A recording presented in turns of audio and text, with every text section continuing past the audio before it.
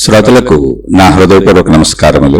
మన శ్రోతలలో ఒకరు ప్రశ్నను పంపటం జరిగింది. ఆ ప్రశ్న అపరిగ్రహము అనే విషయమును గూర్చి చెప్పగలరు.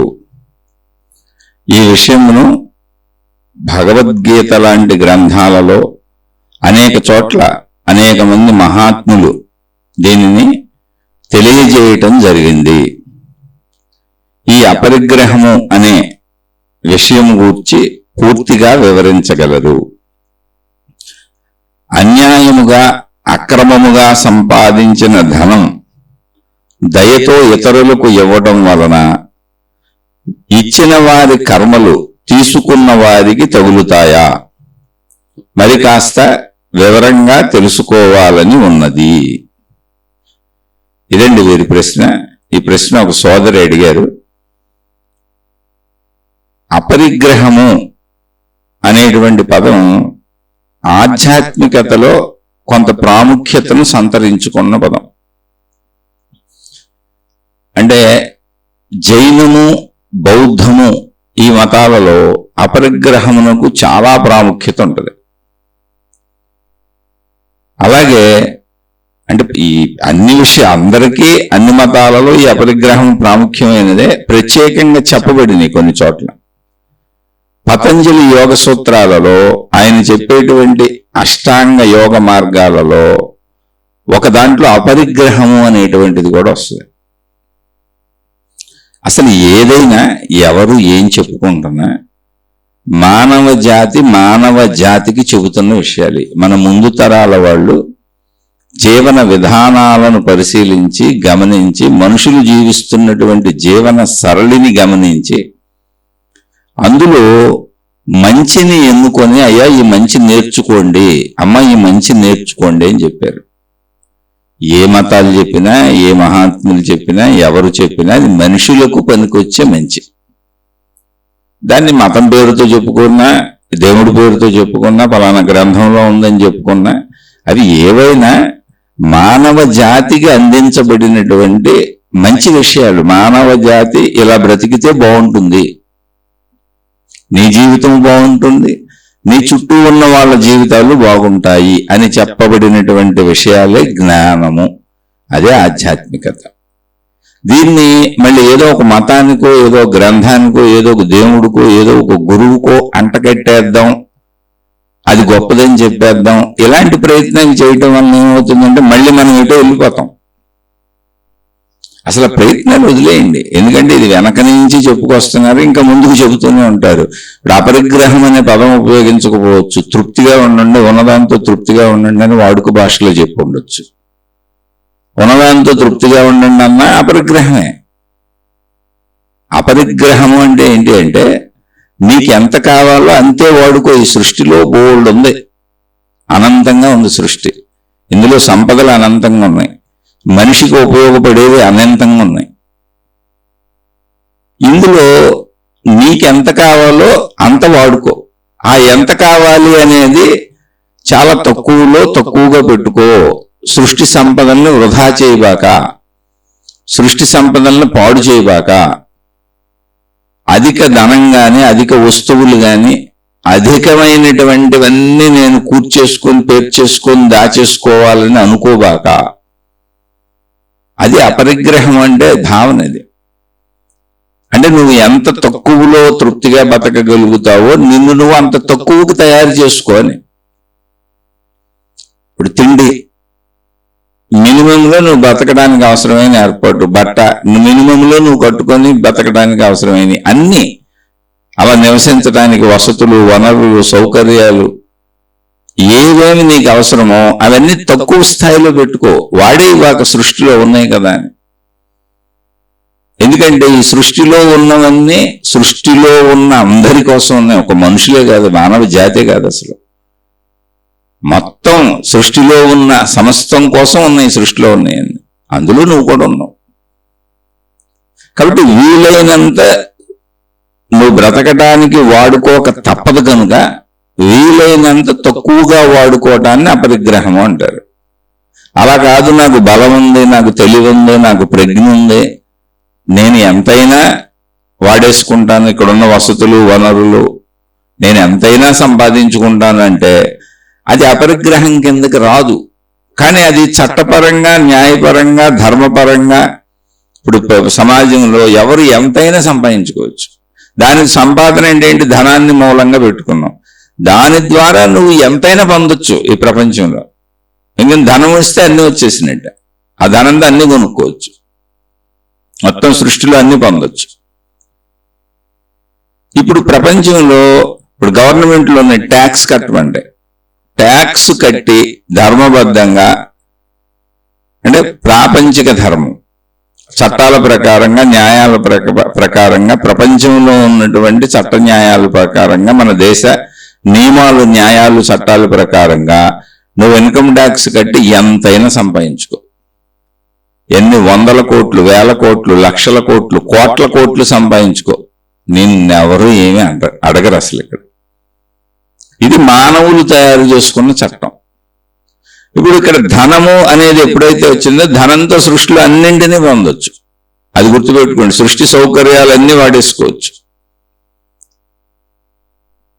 అందుకని మహాత్ములు ఏం చెప్పారంటే, నాయన ఆ సౌకర్యాలు ఒకవేళ ఉన్నాయి, నువ్వు అలా సంపాదించుకోగలుగుతున్నావు, వేల లక్షల కోట్లు సంపాదించుకుని ఏం చేస్తావు? నువ్వు అసలు సృష్టిలో నీకెంత అవసరమో బ్రతకడానికి, నువ్వు నీ కుటుంబం బ్రతకడానికి తక్కువలో తక్కువ అలవాట్లు చేసుకో. అయితే ఇది చెప్పింది ఎవరో అది గుర్తుపెట్టుకోవాలి. ఇప్పుడు మామూలు మనుషులు కాదు, భోగలాలసున్న మనుషులు కాదు, అనైతిక ప్రవర్తన ఉన్నటువంటి మనుషులు కాదు, దుర్మార్గులు కాదు, చెడ్డవాళ్ళు కాదు. ఇది చెప్పింది తపస్సంపన్నులైనటువంటి ఋషులు, మునులు, యోగులు.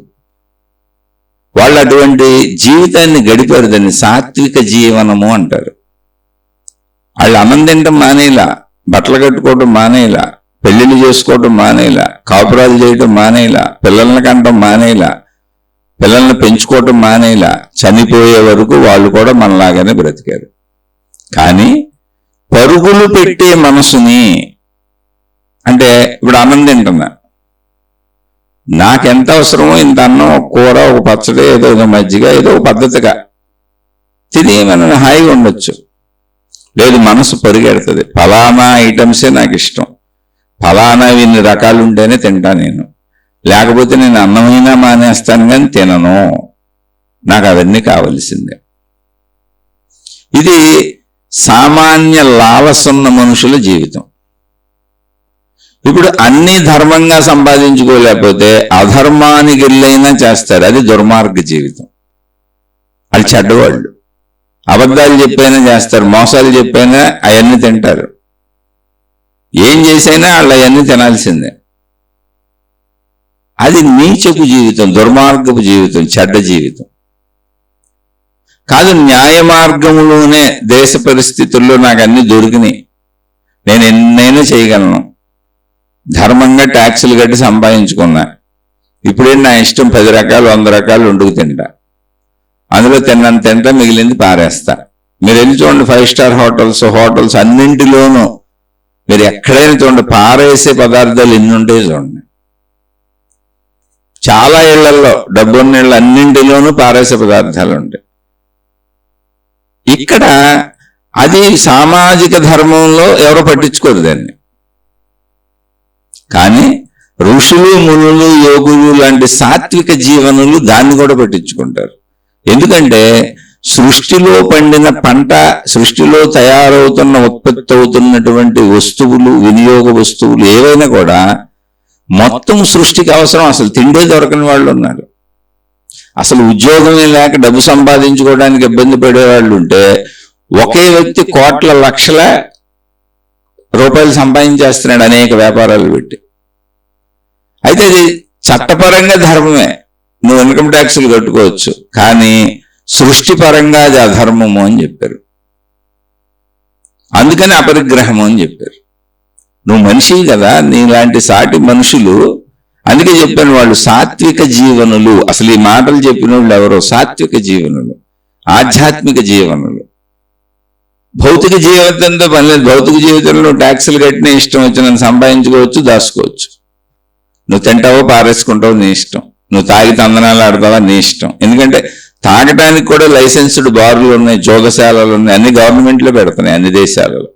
అన్ని రకాల క్రియలు చేయొచ్చు. నువ్వు ఆథరైజ్డ్ వ్యభిచారాలు ఉన్నాయి, నువ్వు ఏదైనా చేసుకోవచ్చు. అక్కడ ఆథరైజ్ చేసేసింది గవర్నమెంట్ చాలా. ఇప్పుడు సిగరెట్లు ఇవన్నీ డైరెక్ట్గానే అమ్ముతున్నారు, తాగుడు మందు డైరెక్ట్ గవర్నమెంట్ అమ్ముతుందిగా. అలా ఆథరైజ్డ్ ఉన్నాయి. నీ ఇష్టం వచ్చినని సంపాదించుకో, నీ ఇష్టం వచ్చినట్టు వెచ్చలు విడిగా తిరుగు, కానీ ట్యాక్సులు కట్టన్ని. అవి ఎక్కడ చేయాలో అక్కడే చేయి, ఎక్కడ పెడితే అక్కడ చేయి బాగా. అలా కొన్ని రూల్స్ పెట్టారు అంతే. కానీ మునులు ఋషులు అలా కాదు, సాత్విక జీవనులు, వీళ్ళు ఆధ్యాత్మిక జీవనులు. ఇది ఆధ్యాత్మిక జీవితంలో ఉన్న వాళ్ళకి మాత్రమే ఇవి అప్లై అవుతాయి, చెప్పింది వాళ్ళే. మీరు ఆధ్యాత్మిక జీవితంలో ఉండాలి అనుకుంటే ఇలా అలవాటు చేసుకోవాలి. మీరు ఎక్కువ అలవాటు చేసుకున్నారనుకోండి, అన్ని ఎక్కువ సంపాదించాలి. ఎక్కువ సంపాదించాలంటే ఎక్కువ కష్టపడాలి. నేనేం కష్టపడ్డాను, మా నాన్న కష్టపడతాడు, మా అమ్మ కష్టపడుతుంది, నాకేంటి, నేను వాళ్ళు కోట్లు సంపాదించిస్తారు, నేను బతుకుతానంటే వాళ్ళైనా కష్టపడాలిగా. అంటే నీ తల్లిదండ్రులని కష్టపెట్టైనా నువ్వు సుఖపడాలనుకుంటున్నావు, లేదా నీ బిడ్డలను కష్టపెట్టైనా నువ్వు సుఖపడాలనుకుంటున్నావు, ఎవరో కూడా నీ వాళ్ళని కష్టపెట్టైనా నువ్వు సుఖపడాలనుకుంటున్నావు. అప్పుడు దాన్ని రాక్షస ప్రవృత్తి, అది జంతు ప్రవృత్తి అన్నాడు. అందుకని కొన్ని సూక్ష్మమైన అంశాలు అది ప్రాపంచిక విషయాలలో ధర్మసూత్రాలుగా ఉండొచ్చు, దేశకాల పరిస్థితుల్లో ధర్మసూత్రాలుగా ఉండొచ్చు. ఇప్పుడు దేశకాల పరిస్థితుల్లో నువ్వు ట్యాక్సులు కట్టి ఎంతైనా సంపాదించుకోవచ్చు, అది ధర్మమే. గవర్నమెంటే మందు అమ్ముతుంది, నువ్వు తాగొచ్చు కొనుక్కొని, ధర్మమే. కాకపోతే ప్రదేశాలు ఉన్నాయి, రోడ్ల మీద గంతులే బాగా, వాళ్ళు పెట్టిన బారుల్లో తాగు, వాళ్ళు లైసెన్స్ ఇచ్చిన పబ్బుల్లో డ్యాన్స్ అయ్యి, వాళ్ళు చెప్పిన వ్యభిచార గృహాల్లో నీ కోరికలు తీర్చుకో. వాళ్ళు ఎక్కడెక్కడ దేనికి ఏ దేశాల్లో ఏ లైసెన్సులు ఇచ్చారో అక్కడికి వెళ్ళి ఆయా మంచి పనులు ఆయా చెడ్డ పనులు అన్నీ చేసుకో. అలాగే చెప్పే హోటల్స్ ఎన్ని పారబోస్తూ ఉంటారో, ఎన్ని 5 స్టార్ హోటల్స్కి వెళ్ళిన వాళ్ళు అందరూ కూడా సగం సగం తిని వదిలేస్తారు. చాలా హోటల్స్లో అలాగే ఉంటుంది. ఎన్ని పోతా ఉంటాయో, అసలు చట్నీల రూపంలో సాంబారుల రూపంలో ఎంత వదిలేస్తుంటారో మామూలు హోటల్స్లో కూడా. మరి ఇదంతా ఏంటి అంటే ఏమి లేదు, అది అంతే, ఇంకా దాన్ని ఎవరు ఏం చేయలేం. కానీ ఇక్కడి మహాత్ములు సూక్ష్మ దృష్టితో ఆలోచిస్తారు. నా దగ్గర డబ్బు ఉంది కదా అని నువ్వు దొరికినవన్నీ కొనేసి అవసరమైనంత తినేసి మిగిలింది పారేస్తే, అసలు సృష్టిలో తిండే దొరకని జీవులు ఎంతమంది రోడ్ల మీద ఉన్నారు చూడు. మనుషులే కాదు, జంతువులకు కూడా అదే తిండి కావాలి, క్రిమికీటగాదులకు కూడా అదే తిండి కావాలి. అనేక జీవరాశులు బతుకుతున్నాయి ఇక్కడ. కాబట్టి ఆధ్యాత్మిక జీవితంలో నువ్వు ఎటువంటి వృధాలు చేయకు, ప్రకృతికి సంబంధించిన ఏ వనరుని పాడు చేయకు, అసలు ప్రకృతినే పాడు చేయకు. అలా బతికారు ఋషులు, మునులు, యోగులు. అంతే తప్ప పెళ్లిళ్ళు చేసుకోకపోవటం, పిల్లల్ని కనకపోవటం, సంసార జీవితాలు వదిలిపెట్టి పారిపోయి సన్యాసాలు కట్టుకోవటం, ఇళ్ళు వదిలిపెట్టి పారిపోవటం. సన్యాసం అనే పదం వాడితే నేను ఒక మతాన్ని సూచించి అంటున్నాను అనుకోబడిన, అన్ని మతాలలోనే అవి ఉన్నాయి. ఎక్కడ మనం ఎక్కువ వాడుక పదాలు కాబట్టి అవి. అలానే సన్యాసులు, నిజమైన సన్యాసులు, మహాత్ములు, పీఠాధిపతులు, మఠాధిపతులు, ఓ శంకరాచార్యులు, రామానుజాచార్యులు, ఇటువంటి మహనీయుల పట్ల నాకు ఎప్పుడు గౌరవం ఉంది. ఒక వివేకానందుళ్ళు తప్పు పట్టగలరు ఎవరన్నా? కానీ ఎందుకు ఇది చెబుతున్నానంటే, వీళ్ళందరూ ప్రపంచంలో బతుకుతున్నటువంటి కుటుంబ జీవితాలు జీవిస్తున్నటువంటి మనుషులకు మంచి చేయటం కోసం, మంచి చెప్పటం కోసం, మంచి నేర్పటం కోసం తమ జీవితాలను త్యాగం చేశారంతే.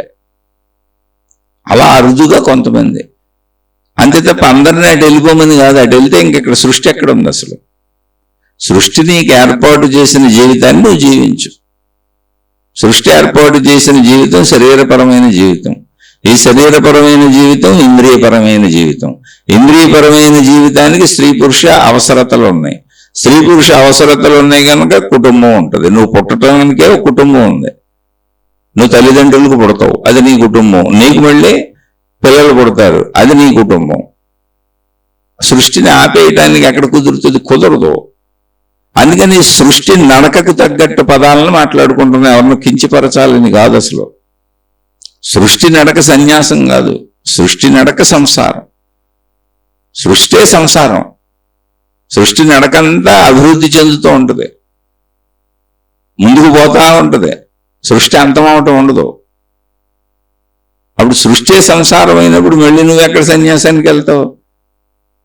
ఆ సృష్టిలోంచి మోక్షానికి వెళ్ళిపోయి. ఎందుకని సృష్టికి ఆధారమైన శక్తి ఉన్నది, అదే అనంత ఆత్మశక్తి బ్రహ్మము. శక్తి కనపడతలేదు, సృష్టి కనపడుతుంది. సృష్టి ఇప్పటికీ నశించదు, ఎందుకని శక్తి ఉంది అక్కడ. ఆ శక్తిని తెలుసుకోవడం మోక్షం, అంతే తప్ప సన్యాసం కాదు. ఆ శక్తికి వైపు వెళ్ళిపోవటం, సృష్టిలోంచి శక్తిలోకి వెళ్ళిపోవడం. ఇలా సృష్టిని అనుభవిస్తూ శక్తిలోకి వెళ్ళిపో.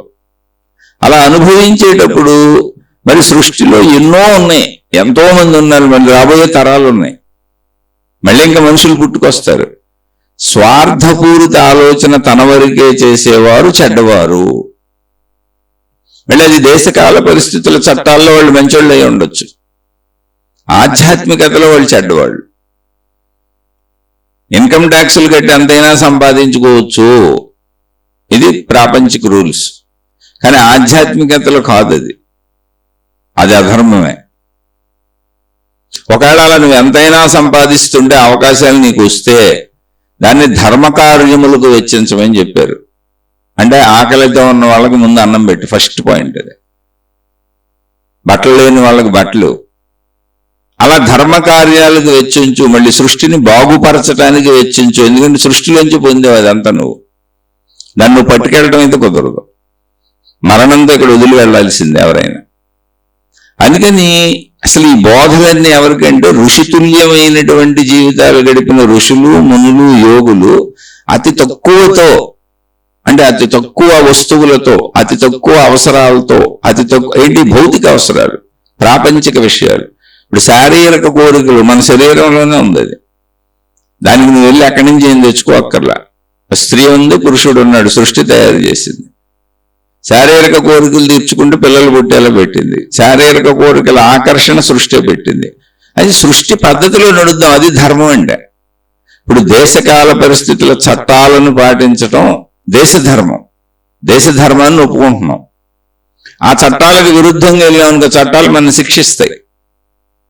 అలాగే సృష్టి ధర్మాలు ఉన్నాయి, సృష్టి ధర్మాలు తెలుసుకోకుండా వెళ్ళిపోతున్నారు. సృష్టి ధర్మాలకు విరుద్ధంగా వెళ్తే అది కూడా సృష్టి కూడా మిమ్మల్ని శిక్షిస్తుంది. ఇది మహాత్ములు చెప్పింది. మనం సృష్టి ధర్మాలు చోట్ల దేశ ధర్మాలు తెలుసుకుంటున్నాం, ఎందుకంటే చట్టం మనల్ని శిక్షిస్తుందిగా. ఇప్పుడు దేశంలో రూల్స్ ఏంటి? ఇన్కమ్ ట్యాక్స్ కట్టి నువ్వు ఎంతైనా సంపాదించుకో. ఇన్కమ్ ట్యాక్స్ కట్టలేదు పట్టుకుంటారు, ఏసీబీ దాడులు జరుగుతున్నాయిగా, పట్టుకుంటున్నారు, జైళ్ళల్లో పెడుతున్నారుగా. దొంగతనాలు చేసావు, పోలీసు వ్యవస్థను పట్టుకుంటారు, జైళ్ళల్లో పెడతారుగా. అన్యాయాలు, అక్రమాలు, మోసాలు చేసావు, కోర్టులు ఉన్నాయి, జడ్జిలు ఉన్నారు, తీర్పులు చెబుతారు, శిక్షలు పడుతున్నాయిగా, జైళ్ళు ఉన్నాయిగా. ఇవి దేశాలకు సంబంధించిన చట్టాలు మనుషులు పెట్టుకున్నాయి. ఇది మనుషులు ఏర్పరుచుకున్న వ్యవస్థ, ధర్మ వ్యవస్థ, న్యాయ వ్యవస్థ, చట్టం. ఇది మనుషుల ధర్మం. ఒక మాటలో చెప్పాలంటే చట్టాలు, మిలిటరీలు ఇవన్నీ మనుషులు పెట్టుకున్న ధర్మ వ్యవస్థలు, కోర్టులు, న్యాయస్థానాలు, పోలీసులు. కానీ సృష్టికి ధర్మం ఉంది. ఆ సృష్టి ధర్మాన్ని గమనించు అని చెప్పింది ఋషులు, మునులు, యోగులు. వాళ్ళు సృష్టి ధర్మాలను గమనించారు. అందుకని దేశకాల పరిస్థితుల ధర్మాలు ఒక్కోసారి సృష్టి ధర్మాలకు విరుద్ధంగా ఉంటాయి. అప్పుడు ఆధ్యాత్మిక మార్గంలో ఉన్న నువ్వు సృష్టి ధర్మాన్ని పాటించాలి. దేశకాల పరిస్థితుల ధర్మాలు మారచ్చు. ఇప్పుడు ఇన్కమ్ ట్యాక్స్ కట్టి ఎంతైనా సంపాదించుకోవచ్చు అన్నది కుదరదు. అపరిగ్రహము అనేది అక్కడ వస్తుంది. నీకు ఎంత అవసరమో అంతకంటే అసలు సృష్టి నుంచి తీసుకోబాక. సింపుల్ అంతే. నా జీవితంలో నాకు శారీరక కోరికలు ఉన్నాయి, ఒక స్త్రీ అవసరం అంతే. ఇంక జీవితం మొత్తం ఆ స్త్రీతో శారీరక కోరికలు తీర్చుకుంటా. నాకు పురుషుడు అవసరం అంతే, ఇంకా పురుషుడు. ఎందుకని? నాది ధార్మిక జీవనం, ఆధ్యాత్మిక జీవనం. నేను కోరిక ఆపుకోలా, కోరికను క్రమబద్ధీకరించా, సృష్టి ధర్మానికి కలిపా. ఎందుకని? సృష్టిలో అనేక మంది స్త్రీలు, అనేక మంది పురుషులు ఎందుకున్నారు? ప్రతి పురుషుడికి ఒక స్త్రీ కావాలి, ప్రతి స్త్రీకి ఒక పురుషుడు కావాలి. నా స్త్రీని నేను ఎంపిక చేసుకున్నా, నీ పురుషుడిని నువ్వు ఎంపిక చేసుకున్నావు, అయిపోయింది. ఇంకా ఆ కార్యం అయిపోయింది అక్కడికి. ఇక బ్రతికున్నాళ్ళు అంతే. దాంట్లో వచ్చేవన్నీ ఇంకా నువ్వు చూసుకుంటూ అలా గడుపు చేయదు. అలాగే నీకు పిల్లలు పుట్టారు, ఇంతే, ఆడపిల్లలో మగ పిల్లలో, దానికి ఒక పద్ధతి పెట్టుకో, ఒక విధానం పెట్టుకో. చక్కగా సంతానాన్ని పెంచుకుంటే ఎలా ఉంటుంది, సొంత సంతానంతో ఉండేటువంటి ఆ మాతృవాత్సల్యం ఏంటి, ఆ పితృవాత్సల్యం ఏంటి అనుభవించు, పెంచుకో, పెద్ద చేసుకో పరిమితిగా. ఓ పిల్లో, ఓ పిల్లోడో, మగ పిల్లోడో, ఒక ఆడపిల్లో చాలు. ఎందుకని నువ్వే 100 మందిని కనేసావు అనుకో, మరి మిగిలిన వాళ్ళు వసతులు, వనరులు, సౌకర్యాలు కావద్దు సృష్టిలో. ఆలోచన సరళే అది. అలా అన్నింటికి నువ్వే నియమాలు పెట్టుకోవటం అపరిగ్రహం. నీ అంతటా నువ్వే నీ నియమాలు నీకు పెట్టుకోవటం, నీ జీవితానికి నీకు పెట్టుకోవటం అపరిగ్రహం. ఎక్కువ గ్రహించబాక, ఎక్కువ తీసుకోబాక. పరిగ్రహించుట అంటే తీసుకుంటా. ఎక్కువ తీసుకోక. ఎందుకు ఉంటాయి సృష్టిలో, అక్కడ చాలా మంది ఉన్నారు. సృష్టిలో ఇవన్నీ అవసరతలు ఉన్నవాళ్ళు 1000 మంది ఉన్నారు. అందుకని దొరికిందంతా తీసేసుకోబాక. అలా దేశకాల పరిస్థితుల చట్టాల ప్రకారం నువ్వు ఇన్కమ్ ట్యాక్సులు కట్టి ఎంతైనా సంపాదించుకోవచ్చు. అలాగే నువ్వు గవర్నమెంట్ పెట్టిన మందు తాగేయచ్చు. ఎందుకంటే గవర్నమెంట్ లిమిట్ ఏం పెట్టలేదుగా, అమ్మేస్తుందిగా. అంటే గవర్నమెంట్ పెట్టిన మందు తాగొచ్చు, గవర్నమెంట్ అమ్మే సిగరెట్లు తాగొచ్చు ట్యాక్స్లు వేసి, గవర్నమెంట్ పెట్టిన పబ్బులకి వెళ్ళి డ్యాన్సులు వేయచ్చు. కానీ నీ శరీర ధర్మం ఊరుకోదుగా. శరీర ధర్మం సృష్టి ధర్మం. తాగితే నీ లివర్ చెడిపోద్ది, నీకు జబ్బులు వస్తాయి, నువ్వు పోతావు. అంటే దేశం ఒప్పుకుంది కాబట్టి అది నన్ను రక్షిస్తుందా? రక్షించదుగా. దేశం ఒప్పుకొని దేశం గవర్నమెంట్ సిగరెట్లు అమ్మనిస్తుంది, తాగుడు అమ్మనిస్తుంది, గవర్నమెంటే తాగుళ్ళు అమ్ముతుంది, గవర్నమెంటే పబ్బులు పెడుతుంది, గవర్నమెంటే బారులు పెడుతుంది, లైసెన్సులు ఇస్తుంది. కాబట్టి ఈ చట్టాలు అమలు పరుచుకోవచ్చా అంటే కుదరదు. అప్పుడు నీ సృష్టి ధర్మం ఏంటంటే మన శరీర ధర్మం. శరీరం నాశనం అయిపోతుంది వాటితో. అందుకని ఎప్పుడు కూడా ఆధ్యాత్మికత సృష్టి ధర్మాలను చెప్పుద్ది. మానవుడు పెట్టుకున్న ధర్మాల్లో ఈ దుష్కార్యాలు కూడా ఒప్పుకున్నాడు, వ్యభిచారాలు కూడా ఒప్పుకున్నాడు, జోగశాలలు కూడా ఒప్పుకున్నాడు. అడిగి అయ్యో పేర్లు పెడతారు, పబ్బులని అని రకరకాల పేర్లు పెడతారు. అనేక దేశాలలో విచ్చలవిడిగా జరగడానికే అసలు దేశాలే అనుమతించేసి పెట్టుకోమని చెప్పి లైసెన్సులు ఇచ్చేస్తున్నాయి. కానీ అవన్నీ నీ శరీరాన్ని నాశనం చేసేస్తాయిగా, నీ శరీరాన్ని పాడు చేసేస్తాయిగా. ఇప్పుడు విచ్చలవిడిగా తిరుగుతున్నారు, ఎయిడ్స్ అనే జబ్బు వస్తుందిగా. అంటే ఏమైంది, సృష్టి ధర్మం మారిపోయింది. విచ్చలవిడిగా తిరగొచ్చు, తిరగమని వదిలేశారు. వ్యభిచార గృహాలు ఆథరైజ్డ్ లైసెన్సులు ఇచ్చేశారు. కానీ నీకు ఎయిడ్స్ అని జబ్బు వచ్చిందంటే సృష్టి ధర్మానికి విరుద్ధంగా ఉంది. అది విచ్చలవిడిగా తిరగకూడదు. ఒక పురుషుడు ఒక స్త్రీతోనే ఉండాలి, ఒక స్త్రీ ఒక పురుషుడితోనే ఉండాలి. విచ్చలవిడిగా తిరిగితే ఎయిడ్స్ అనే జబ్బు వస్తుంది. అది ప్రాణాంతకం, మనిషిని చంపేస్తుంది. తాగొచ్చు అన్నారు, తాగితే చచ్చిపోతావు. సిగరెట్లు తాగొచ్చు అన్నారు, పోతావు, క్యాన్సర్లు వస్తాయి. ఇలాంటి ఎన్నో ఉన్నాయి. అంటే గవర్నమెంట్లు ఆమోదిస్తాయి, దేశాలు ఆమోదిస్తాయి. అందుకని ఈ ఆమోద ముద్రలు వేసేది మనుషులు పెట్టుకున్నాయి. అందుకని మనిషి ధర్మాలు ఎప్పటికీ కూడా సృష్టి ధర్మాలకి సరిపోవు.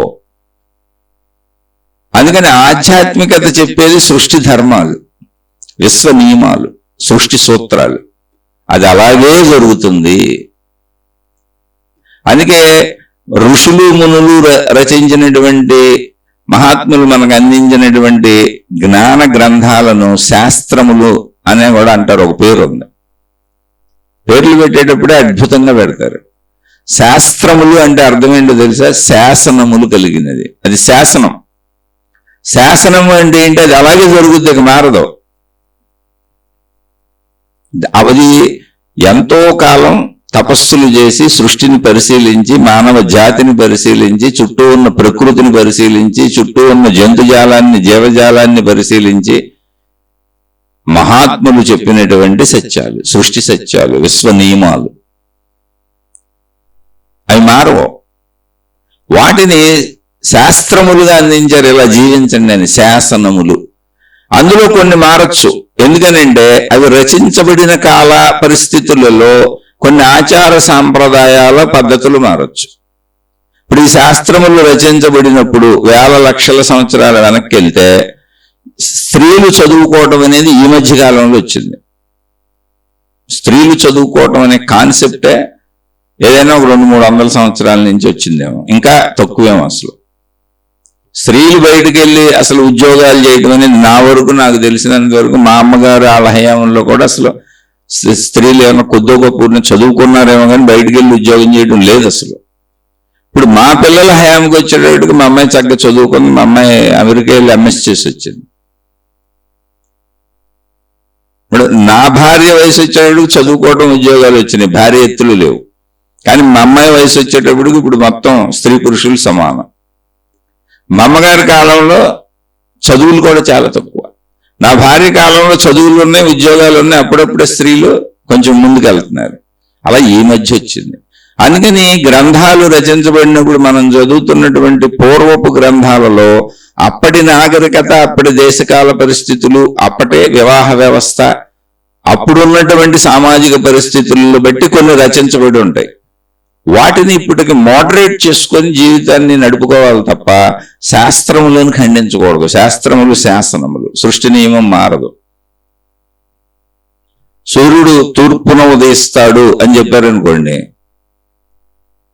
సూర్యుడు ఎప్పుడూ తూర్పునే ఉదయిస్తాడు.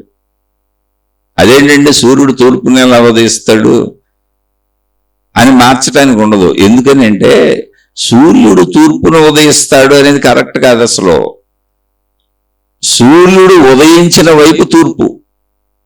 నీకు దిక్కులు తెలియటం కోసం నువ్వు ఇక్కడ బ్రతకటానికి సౌకర్యవంతంగా చెప్పారు. తూర్పు పెట్టేది ఎతక్కో. సూర్యుడు ఎటు ఉదయిస్తే అది తూర్పు, సూర్యుడు ఎటు అస్తమిస్తే అది పడమర. నువ్వు తూర్పు వైపు నుంచుని సూర్యుడు ఎటు ఉదయించాడో చూసుకో, ఇది తూర్పు, అటువైపు నుంచో.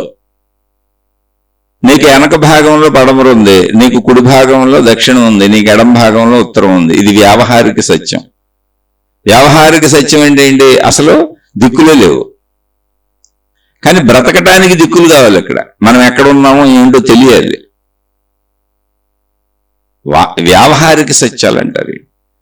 మొత్తంగా సృష్టికి దిక్కే లేదు, ఉన్నదంతా ఒకటే సృష్టి. అసలు మొత్తంగా భూమికో దిక్కు లేదు, అది గోళాకృతిలో ఉంది, అంటే గుండ్రంగా ఉంది, నలుచదరంగా లేదు దిక్కులు చెప్పడానికి.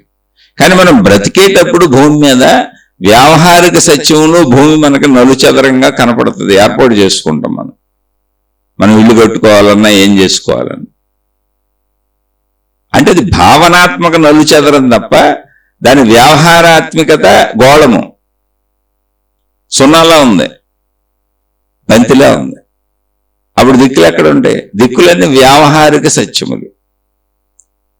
అందుకని మనకు చెప్పబడిన విషయాలను గమనించుకుంటూ వెళ్ళాలి. జీవన సరళకి ఏం చెప్పారు, అంతిమ సత్యాలు ఏం చెప్పారు. అందుకని అంతిమ సత్యమైన ఆత్మజ్ఞానానికి వచ్చేటప్పటికి జీవనపరమైన వ్యవహారిక సత్యాలన్నీ కొట్టివేయబడుతూ ఉంటాయి. ఎక్కడైతే ఆచార సాంప్రదాయాలు పద్ధతులు అన్నీ పాటించమన్నారో అవన్నీ ఒక జీవన్ముక్తుడి దగ్గరికి వచ్చేటప్పటికి అసలు ఆయన పాటించక్కర్లేదు, ఆయన అవధూత అన్నారు. మరి ఎవరు పాటించాలి అన్నారు? ఒక సామాన్య మానవుడు పాటించాలన్నారు, అన్నీ పాటించాలన్నారు. పాటించకపోతే అతను చెడిపోతాడు. కనుక ఆల్రెడీ జీవన్ముక్తుడు ముక్తిని పొందేశాడు. అసలు చెడు అనే తలంపు కూడా ఆయన లోపల ఉదయించదు. ఆయనకి రూల్స్ రెగ్యులేషన్స్ ఎందుకు అన్నారు? ఇవి అర్థం అవ్వవు. ప్రాథమిక దశలో వెళ్ళేవాడికి ఇది అర్థం అవ్వదు. అందుకని అర్థం కానప్పుడు ఉన్నదాన్ని ఉన్నట్టుగా ముందు అంగీకరించి వెళితే ప్రయాణిస్తే అర్థం అవుతుంది. అందుకని శాస్త్రములను వ్యతిరేకించకూడదు. అర్థం చేసుకునే ప్రయత్నం చేయి. అర్థం కాకపోతే నమస్కారం పెట్టు, పువ్వు పెట్టు, వదిలే. అది ఏ మత గ్రంథమైనా సరే, ఏ మత గ్రంథమైనా సరే నీకు అర్థమైతే ఆచరించుకో. వ్యతిరేకత అనేది ఉండదు. అసలు ఏ మత గ్రంథంలోనూ వ్యతిరేకత ఉండదు. వ్యతిరేకతగా అనిపిస్తుంది, పాటించబాక.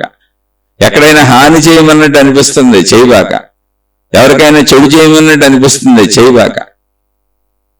ఏ మత గ్రంథమైనా జ్ఞానానికి సంబంధించిన ఏ విషయమైనా ఆధ్యాత్మికతలో మేలు హితము, నాకు హితము, నీకు హితము, మొత్తము లోకహితము.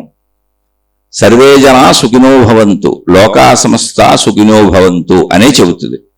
కానీ అది నీకు కొన్ని చోట్ల అర్థం కాకపోవచ్చు, కొన్ని శాస్త్రాలు చదువుతుంటే అర్థం కాకపోవచ్చు, కొన్ని మత గ్రంథాల్లో ఎక్కడైనా నీకు అర్థం కాకపోవచ్చు, లేదా అది నీకు ఇంకా విపరీతార్థం కూడా అనిపించవచ్చు, హాని చేయమన్నట్టు అనిపించవచ్చు.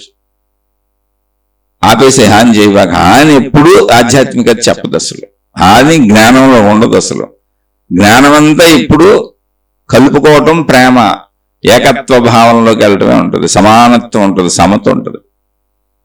అందుకని అర్థం కానప్పుడు శాస్త్రములను, గ్రంథములను, పూర్వీకులు అందించినటువంటి గ్రంథములను అర్థం కానప్పుడు ఆచరణ ఆపేసాయి. అర్థమైన మంచి విషయాలు ఆచరించుకో. అర్థం కాకుండా విపరీతార్థాలు వస్తున్నాయి, అక్కడికి ఆపేసి ఒక పువ్వు పెట్టి నమస్కారం చేసుకో. ఎందుకంటే ఇంకా కొంచెం ముందుకెళ్తే కానీ నీకు అర్థం అవ్వదు, నువ్వు ఇప్పుడు బాల్య దశలో ఉన్నావు. జీవన్ముక్తుడికి ఏ రూల్స్ వర్తించవు అని చెప్పినటువంటి శాస్త్రమే సామాన్య మానవుడు సమస్త రూల్స్ పాటించాల్సిందే, అసలు ఈ పాటించకపోతే భ్రష్టు పెట్టిపోతాడని చెప్పుద్ది. నువ్వు దీన్ని తీసుకెళ్లి జీవన్ముక్తుడికి కలుపుకున్నావు, ఈయనేమి పాటించట్లేదని. ఆ కలుపుకోవటం నీ ప్రాబ్లం అవుద్ది. ఇప్పుడు ఆయన భ్రష్టు పెట్టినోడు కింద భావించుకున్నావు అనుకో, నువ్వు అద్భుతమైనటువంటి ఒక మహాపురుషుణ్ణి, జీవించి ఉన్న మహాపురుషుణ్ణి, కదలాడుతున్న జ్ఞానాన్ని, జ్ఞాన గనిని కోల్పోతావు. కోల్పోయి మళ్ళీ వాళ్ళకి వ్యతిరేక ప్రచారం మొదలు పెడతావు, విష ప్రచారం మొదలు పెడతావు, నీకేదో బాగా శాస్త్రం తెలిసిపోయింది అనుకుంటావు.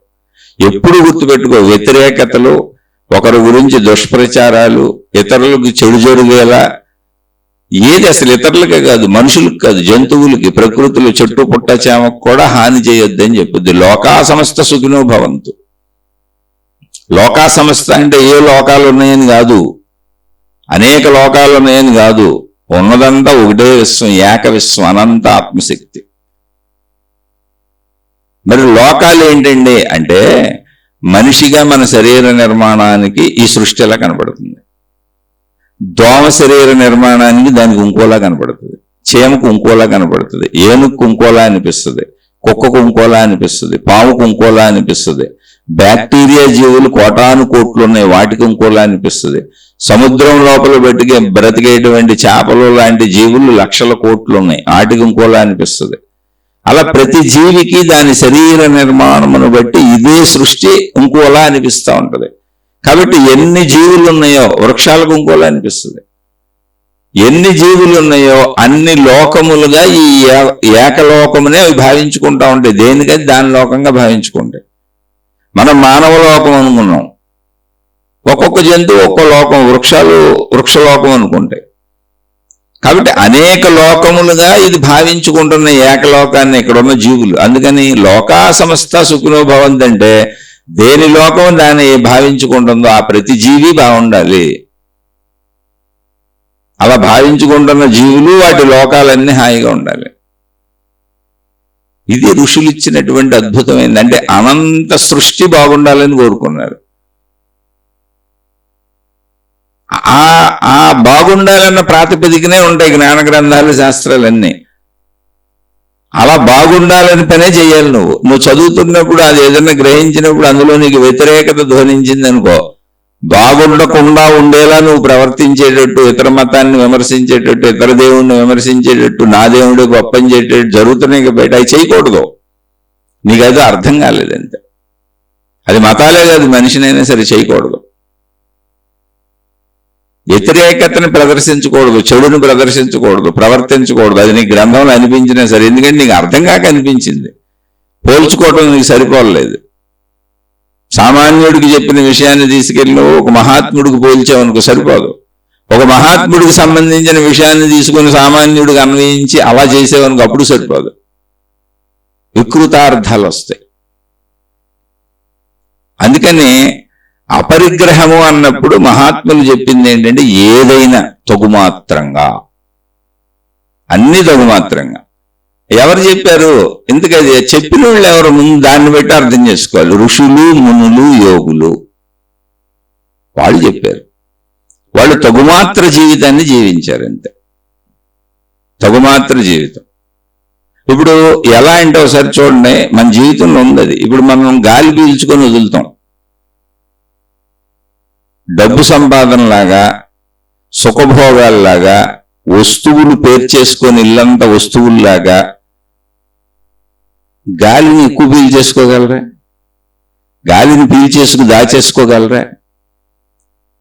గాలిని పీల్చుకొని వదలకుండా ఉండగలరా? అసలు జీవితం ఎలా బ్రతకాలి అనేది చక్కగా చెప్పబడిన విషయం మన శ్వాస. మనలోనే మన బోధ ఉంది. బోధ కోసం ఎక్కడికో పరిగెత్తక్కర్లా. అది గమనించిన ఋషులు మనకు బోధించారు. మనం గమనించకుండా వెళ్ళిపోతున్నాం. అసలు మనకు సంబంధించిన బోధ అంతా మనలోనే ఉంది.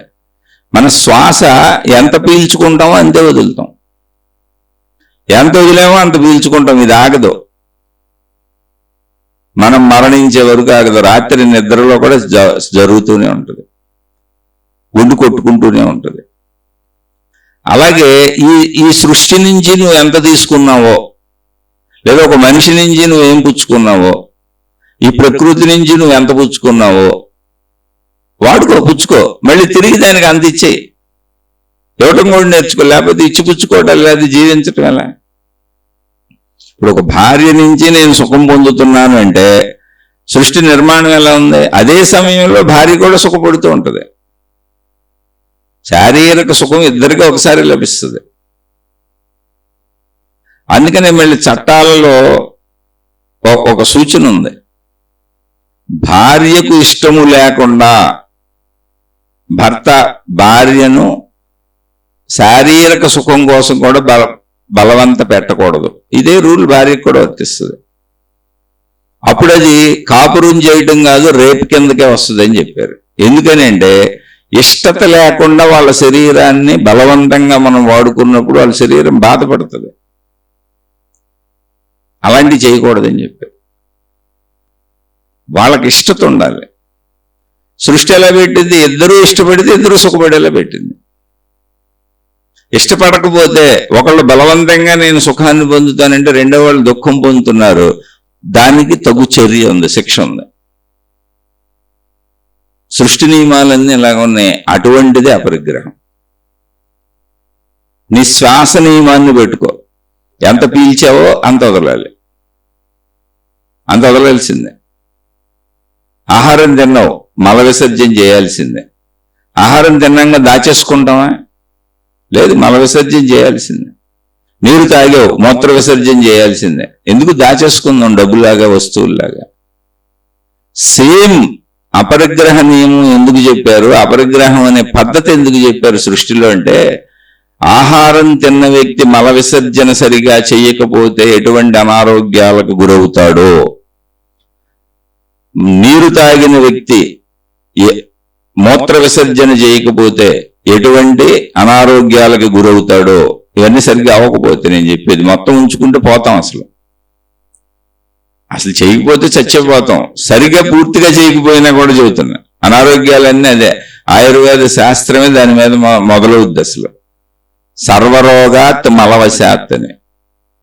మలము అంటే మలినములు, అది మలం కావచ్చు, మూత్రం కావచ్చు. శరీరంలో సర్వరోగములకు కారణం లోపల మలినాలు సరిగా విసర్జించకబడటం, బయటకు వదలకపోవటం. నువ్వు తింటే వదలాలి, నువ్వు తాగితే వదలాలి. ఆటోమేటిక్గా చెమట అదే పట్టుద్ది, కదులుతుంటే తిరుగుతుంటే. అన్నీ వదిలేసేలానే ఉన్నాయి. వదిలేయాలంటే ముందు నువ్వు పట్టుకోవాలి. ఎంత పట్టుకున్నావో అంత వదిలేయాలి. అలాగే శ్వాస చెబుతుంది, ఎంత పీల్చుకున్నావో అంత వదిలేయాలి. ఇది అపరిగ్రహం అనేది సృష్టి నియమాల్లో చెప్పారు. సృష్టి నియమం అది. నువ్వు పాటించకపోతే ఏమవుద్ది అంటే, మల విసర్జన సరిగ్గా చేయకపోతే ఏమవుద్ది, మూత్ర విసర్జన సరిగ్గా చేయకపోతే ఏమవుద్ది, పీల్చిన గాలి వదలకపోతే ఏమవుద్ది? ఆలోచించండి. అలాగే నువ్వు పొందిన దానికి సమానమైంది ఇవ్వకపోతే కూడా అదే అవుద్ది. కానీ అది కాలాంతరంలో నీకు కర్మగా తెలుస్తుంది. ఇమీడియట్గా నీకు కనపడకపోవచ్చు. ఇప్పుడు పీల్చిన గాలి వదలకపోతే ఈ నిమిషమే తెలిసిపోద్ది. వదిలినంత గాలి పీల్చుకోకపోతే ఇప్పుడే తెలిసిపోద్ది. మనకి కొట్టేసుకుంటాం, చచ్చిపోతాం. కానీ ఈ కర్మ అంత ఇమీడియట్గా తెలియట్లా. కానీ అసలు అది ఉన్నది, అది జరుగుతుంది, అది మేము తెలుసుకున్నాం. కాబట్టి అపరిగ్రహ నియమంతో బతకండి. అది కూడా ఇచ్చిపుచ్చుకోవడాలు సమంగా ఉండాలి.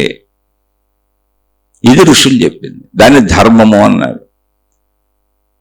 అందుకని నీ భార్య నుంచైనా, నీ తల్లిదండ్రుల నుంచైనా, నీ పిల్లల నుంచైనా, నువ్వు సమాజం నుంచైనా, ఇతరుల నుంచైనా, అసలు ప్రకృతి నుంచైనా నువ్వు ఎంత పుచ్చుకుంటున్నావో అంత నువ్వు ఎదుగుటవలసింది. నాకు సాగింది కదా, బలం ఉంది కదా, నేను బలవంతుడిని కదా అని పుచ్చుకుంటే కుదరదు. సృష్టి నియమంలో కర్మ సిద్ధాంతాన్ని అక్కడే చెప్పారు మహాత్ములు. అపరిగ్రహం అనేది సృష్టి నియమాలలో, సృష్టి సూత్రాలలో, సృష్టి పద్ధతులలో, సృష్టి విధానాలలో మహర్షులు కనుగొన్న అద్భుతమైన సత్యం. నీకెంత కావాలో అంతే సృష్టిని వాడుకో. నీ వెనక చాలా మంది మనుషులు ఉన్నారు, ఇంకా తరతరాలు ఉద్భవిస్తూనే ఉంటాయి. ఇప్పుడు నీతో పాటు చాలా మంది మనుషులు ఉన్నారు, ఇప్పుడు నీతో పాటు చాలా రకాల జీవరాశులు భూమి మీద బతుకుతున్నాయి. ఈ ప్రకృతి వీటన్నిటికీ అవసరమే. నీ ఇష్టం వచ్చినట్టు వాడేబాక. వీటన్నింటినీ దృష్టిలో పెట్టుకుని ధర్మంగా నీకు ఎంత కావాలో అంత వాడుకో. నువ్వేం మేలు చేయగలవో మళ్ళీ సృష్టికి ఇచ్చేయి. అది ప్రకృతి అయితే ప్రకృతికి చేయి. 4 గాలి పీల్చుకుంటున్నావా, 4 మొక్కలు పెంచు. కనబడి మొక్కనాల్లో నరికేబాక. నీ ఇంట్లో 4 మొక్కలు పెంచుకో. ఇల్లు కట్టుకోవద్దని చెప్పట్లు, ఇల్లు కట్టుకోవడం కోసం మొక్కలు నరికేసావు. ఇప్పుడు ఇంటి చుట్టూ 4 మొక్కలు పెంచు, 10 మొక్కలు పెంచు. చిన్నయో పెద్దయో నీ బిల్డింగ్ చుట్టూ చక్కగా లేకపోతే కుండీలు పెట్టుకు పెంచు.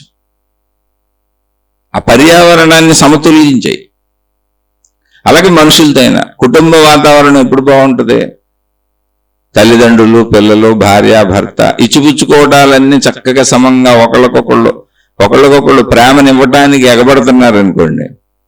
మా నాన్న కదా, మా అమ్మ కదా, మా అబ్బాయి కదా, మా కూతురు కదా, నా భార్య కదా, నా భర్త కదా అని ఒకరికొకరు చేయటానికి, ఒకరికొకరు ఇవ్వటానికి ఎదురు చూస్తూ వెంటబడుతున్నారనుకోండి, స్వర్గం ఆ ఇల్లు. దాన్నే మహాత్ములు చెప్పారు. ఊపిరి పీల్చావు, ఊపిరి వదిలేవు. వదిలినంత పీల్చావు, పీల్చినంత వదిలేవు. అలాగే చక్కగా భర్త నుంచి పొందావు, భర్తకి ఇచ్చేయి. ఇవ్వటానికి ఎమ్మటపడు. భార్య నుంచి పొందావు, భార్యకి ఇస్తానికి ఎమ్మటపడు. తల్లిదండ్రుల నుంచి పొందావు, తల్లిదండ్రులకి ఇవ్వడానికి ఎమ్మటపడు. పిల్లల నుంచి పొందావు, పిల్లలకి ఇవ్వటానికి ఎమ్మటపడు. సమాజం నుంచి పొందావు, ఎవరి నుంచో పొందావు, వాళ్ళకి తిరిగి ఇవ్వడానికి ఎమ్మటపడు. అలాగే ప్రకృతి నుంచి ఉచితంగా అన్ని పొందేశావు. సూర్యుడు ఉచితం, భూమి ఉచితం, ఆకాశం ఉచితం, తిరిగేది ఆకాశంలోనే. నీరు ఉచితం. ఇప్పుడంటే నీరు కొనుక్కుంటున్నాం అనుకోండి, గాలి ఉచితం. కాబట్టి ప్రకృతిని కూడా కాపాడు. నీకు అవసరమైనంత ప్రకృతిని వినియోగించుకో. నువ్వేం చేయగలవు? ఏ చేయి? 4 మొక్కలు పెంచుతావా? ఏంటి ప్రకృతికి ఉపయోగపడే విధానాలు ఏంటి? ఇవన్నీ చెప్పబడతాయి. వాటిని పాటించు. ప్రకృతిని ఊరికి పాడు చేయబాక. అసలు దేన్ని వృధా చేయబాక. ఎందుకంటే దానికి అవసరం. వెనక చాలా మంది మనుషులు ఉన్నారు. మళ్ళీ మానవ జాతి ఎప్పటికీ ఇలాగే ఉంటుంది సృష్టి మీద. అసలు ఇప్పుడే ఎంతోమంది ఉన్నారు అన్నార్తులు. మనుషుల్లోనే అన్నం దొరకని వాళ్ళు ఉన్నారు. అసలు ఈ జంతువులు అయితే నిత్యం వాటి ఆహారం కోసం పరుగులు పెడుతూనే ఉన్నాయి. నువ్వే ఎంత పాడు చేసేస్తట. అపరిగ్రహం అంటే సృష్టి మొత్తం సృష్టికి సంబంధించిన అద్భుత సూత్రం. నువ్వు సృష్టిలో ఇమిడిపోయి జీవించు, కలిసిపోయి జీవించు.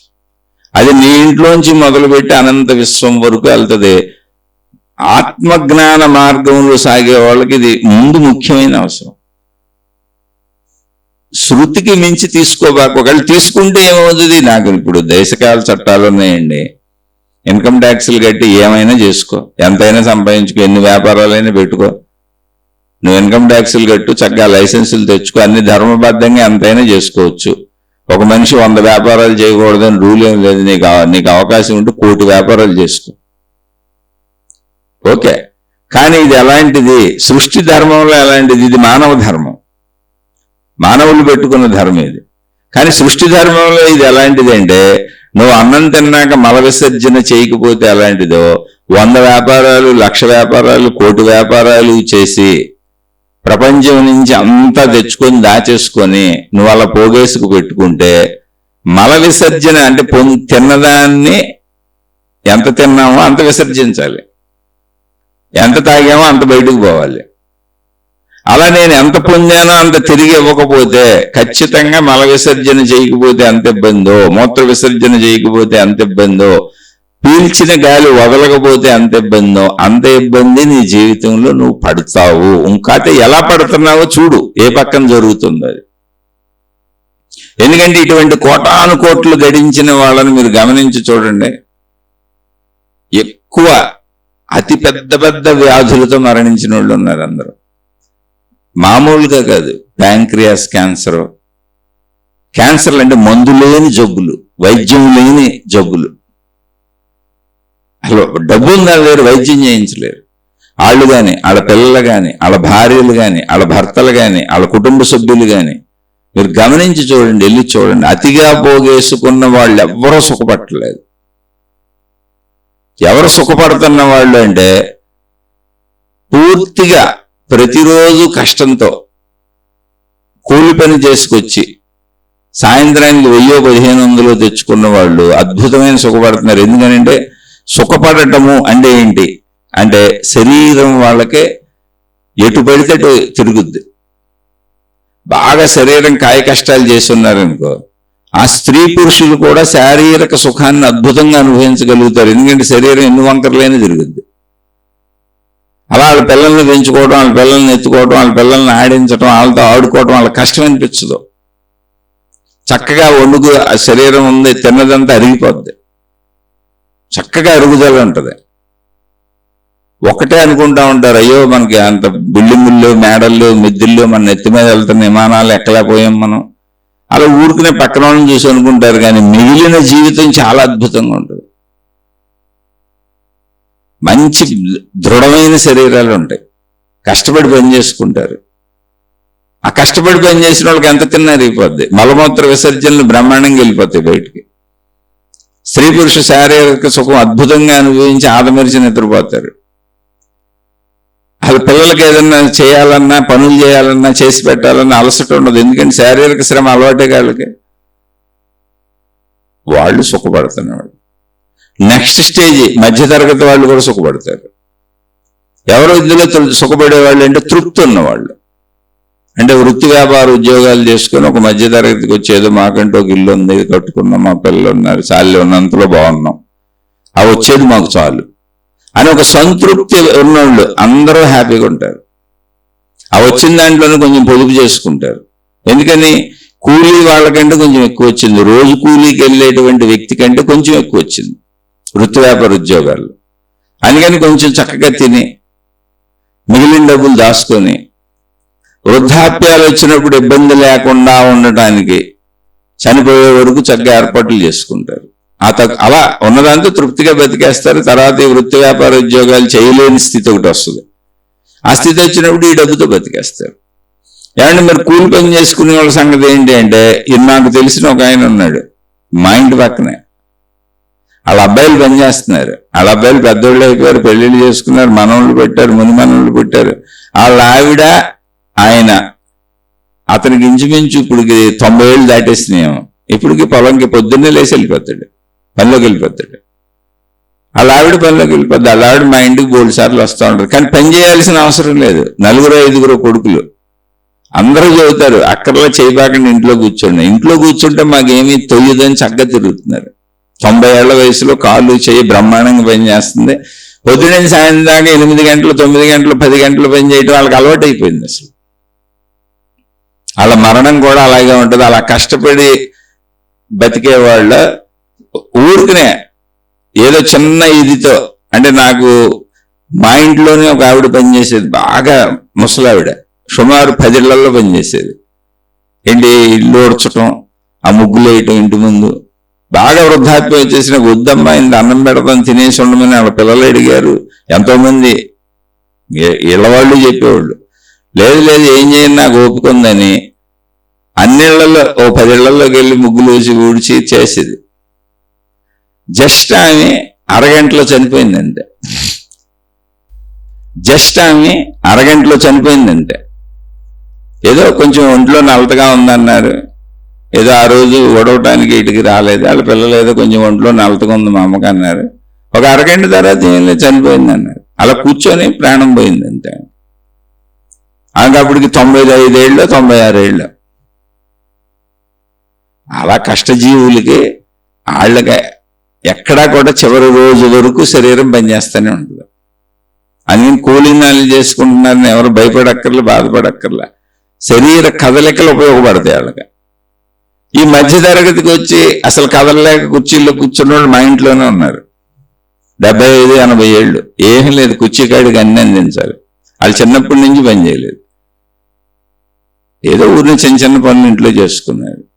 కాకపోతే ఏమైంది, మందు మాకు డబ్బులు ఉన్నాయి, ఆ కుర్చీలో కూర్చున్న అందించేవాళ్ళు ఉన్నారు, డబ్బులు దాచుకున్నారు, ఏదో వృత్తి వ్యాపార ఉద్యోగాలు పెన్షన్ వస్తుంది, ఆ పెన్షన్ పెట్టుకొని ఉన్నంతలో బతుకుతున్నారు. చనిపోయే వరకు పెన్షన్ ఉంటుందిగా, అటు బ్రతుక్కేం ఇబ్బంది లేదు. కాకపోతే శరీరంతో కష్టపడలేదు కానీ శారీరక బాధలు ఉన్నాయి.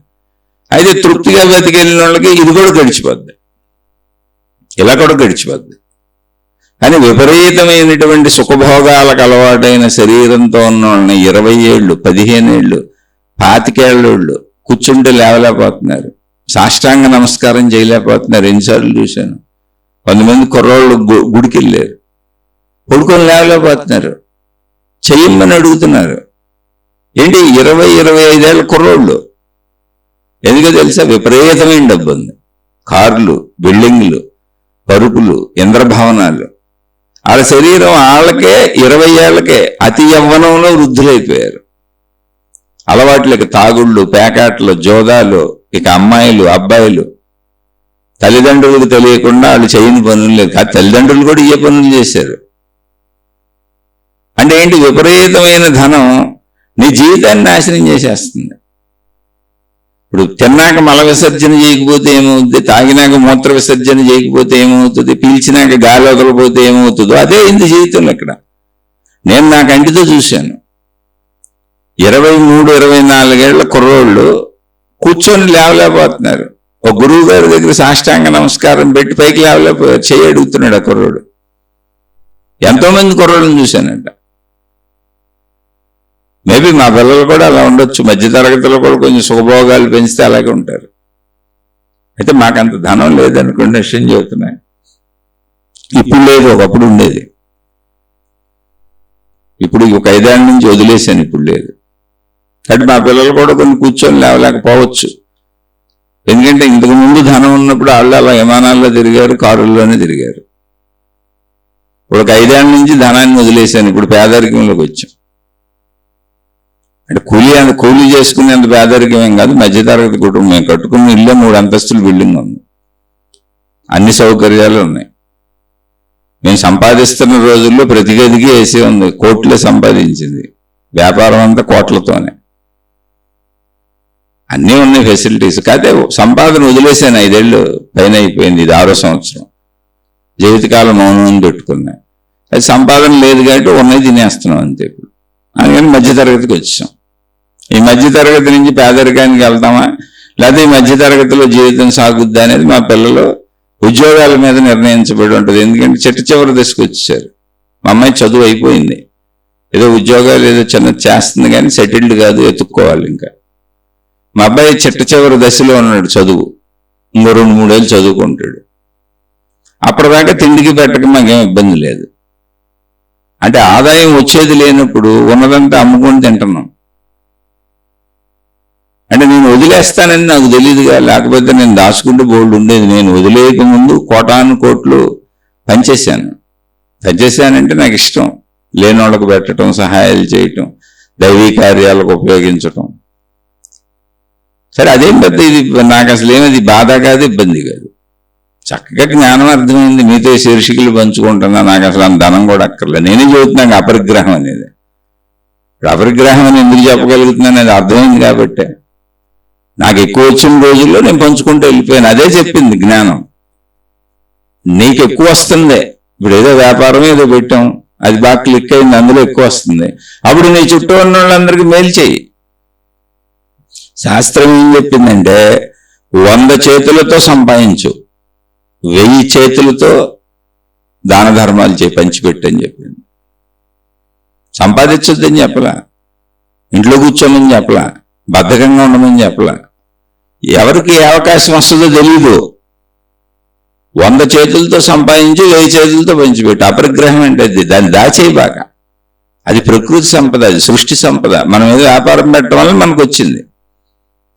అప్పుడు మనకు ఎంత కావాలో అంత ఉపయోగించుకో, మిగిలింది లేని వాళ్ళకి ఉపయోగపడు. అలా నేను నాకు సంపదలు వచ్చినప్పుడు అలా చేశాను. అందుకే వాళ్ళు నా దగ్గర లేదు, లేకపోతే చాలా ధనం ఉండేది. అసలు నేను నా పిల్లలు ఏమవుతారని ఆలోచించవలసిన దుస్థితే నాకు లేదు. నేను పనిచేసిన ధనం అంతుంది. అలానే అది నాకు ఇప్పుడు ఇబ్బంది కూడా కాదు. చాలా ఆనందంగా మీతో శీర్షికలు పంచుకుంటున్నా.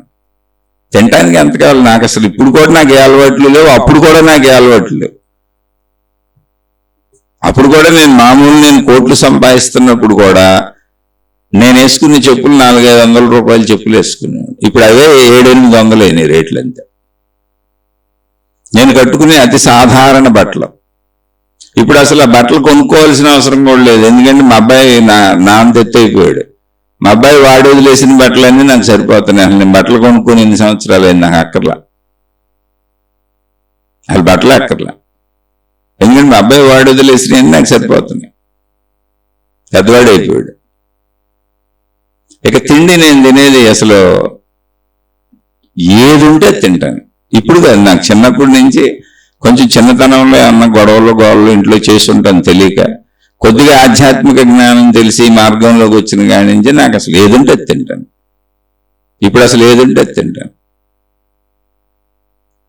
అది తిండి అసలు నాకు ప్రాబ్లమే కాదు, సాధారణమైనవి తిండి. పర్సనల్గా నాకు నా భార్యకి అయితే అసలు ఖర్చులు అతి తక్కువ ఖర్చులు. అయితే నా పిల్లల ఖర్చులు నేను తగ్గించలే. ఎందుకంటే ఆయన విమానాల్లో తిప్పాను, కారుల్లో తిప్పాను, కోట్లు సంపాదించాను. ఒక 5 ఏళ్ల క్రితం నేనే వ్యాపారాలు వదిలేసి పక్కొచ్చాను. అదేదో కుటుంబ పరిస్థితుల కారణం. కాబట్టి ఉన్నది పిల్లలకి కొంచెం తగ్గించకుండా ప్రయత్నిద్దామని వాళ్ళ వరకు ఖర్చు పెడుతుంటాను, అమ్మేసాను. ఇలా వాళ్ళు ఏదో ఉద్యోగాలు తెచ్చుకుంటే వాళ్ళ స్థాయిలో వాళ్ళు బతుకుతారు. వాళ్ళకు కూడా అర్థమైంది మా నాన్న అన్నీ ఆపేశాడు, మనం కూడా జాగ్రత్తగా బతకాలి. అంటే ఇక్కడ ఎక్కడ దుఃఖం అనేది లేదు. కానీ అపరిగ్రహం అనే సూత్రం ఇది. అది నా జీవితంలోనే నేను ఆచరించాను కనుక చెబుతున్నా. ఇప్పుడు ఇది చెబుతున్నప్పుడు నా చుట్టూ బతికిన వాళ్ళు చాలా మంది ఉంటారుగా, నేను తెలిసిన వాళ్ళు చాలా మంది ఉంటారుగా. వాళ్ళందరూ వినరేంటి నీవన్నీ నేను చేశాను లేదు. నా దగ్గర నాకు ధనం విస్తృతంగా వస్తున్న రోజుల్లో అపరిగ్రహ నియమాన్ని అద్భుతంగా పాటించాం. మొత్తం పంచుకుంటూ వెళ్ళేవాడిని. వాళ్ళకే వీళ్ళకి పెడతాయి అంటే డబ్బులేని కాదు, ఎవరికి ఏది అవసరమో అది ఇచ్చుకుంటూ వెళ్ళేవాడిని. నా చుట్టూ ఉన్న వాళ్ళందరికీ నిరంతర సహాయాలు చేస్తుండేవాడిని. నేను అన్ని సంపాదిస్తున్న రోజుల్లో కనీసం ఒక 50-100 కుటుంబాలు నా మీద ఆధారపడి ఆనందంగా బతికాయి. ఇక బయట పంచడం అయితే బయట చక్క భిక్షగాళ్ళకి నిత్య దినచర్యగా వడ్డిస్తూ ఉండేవాళ్ళు. మా ఇంటి పక్కన ఒక క్యాంటీన్ ఉండేది, నిత్యం వండుతూనే ఉండేవాళ్ళు. క్యాంటీనే పెట్టాం.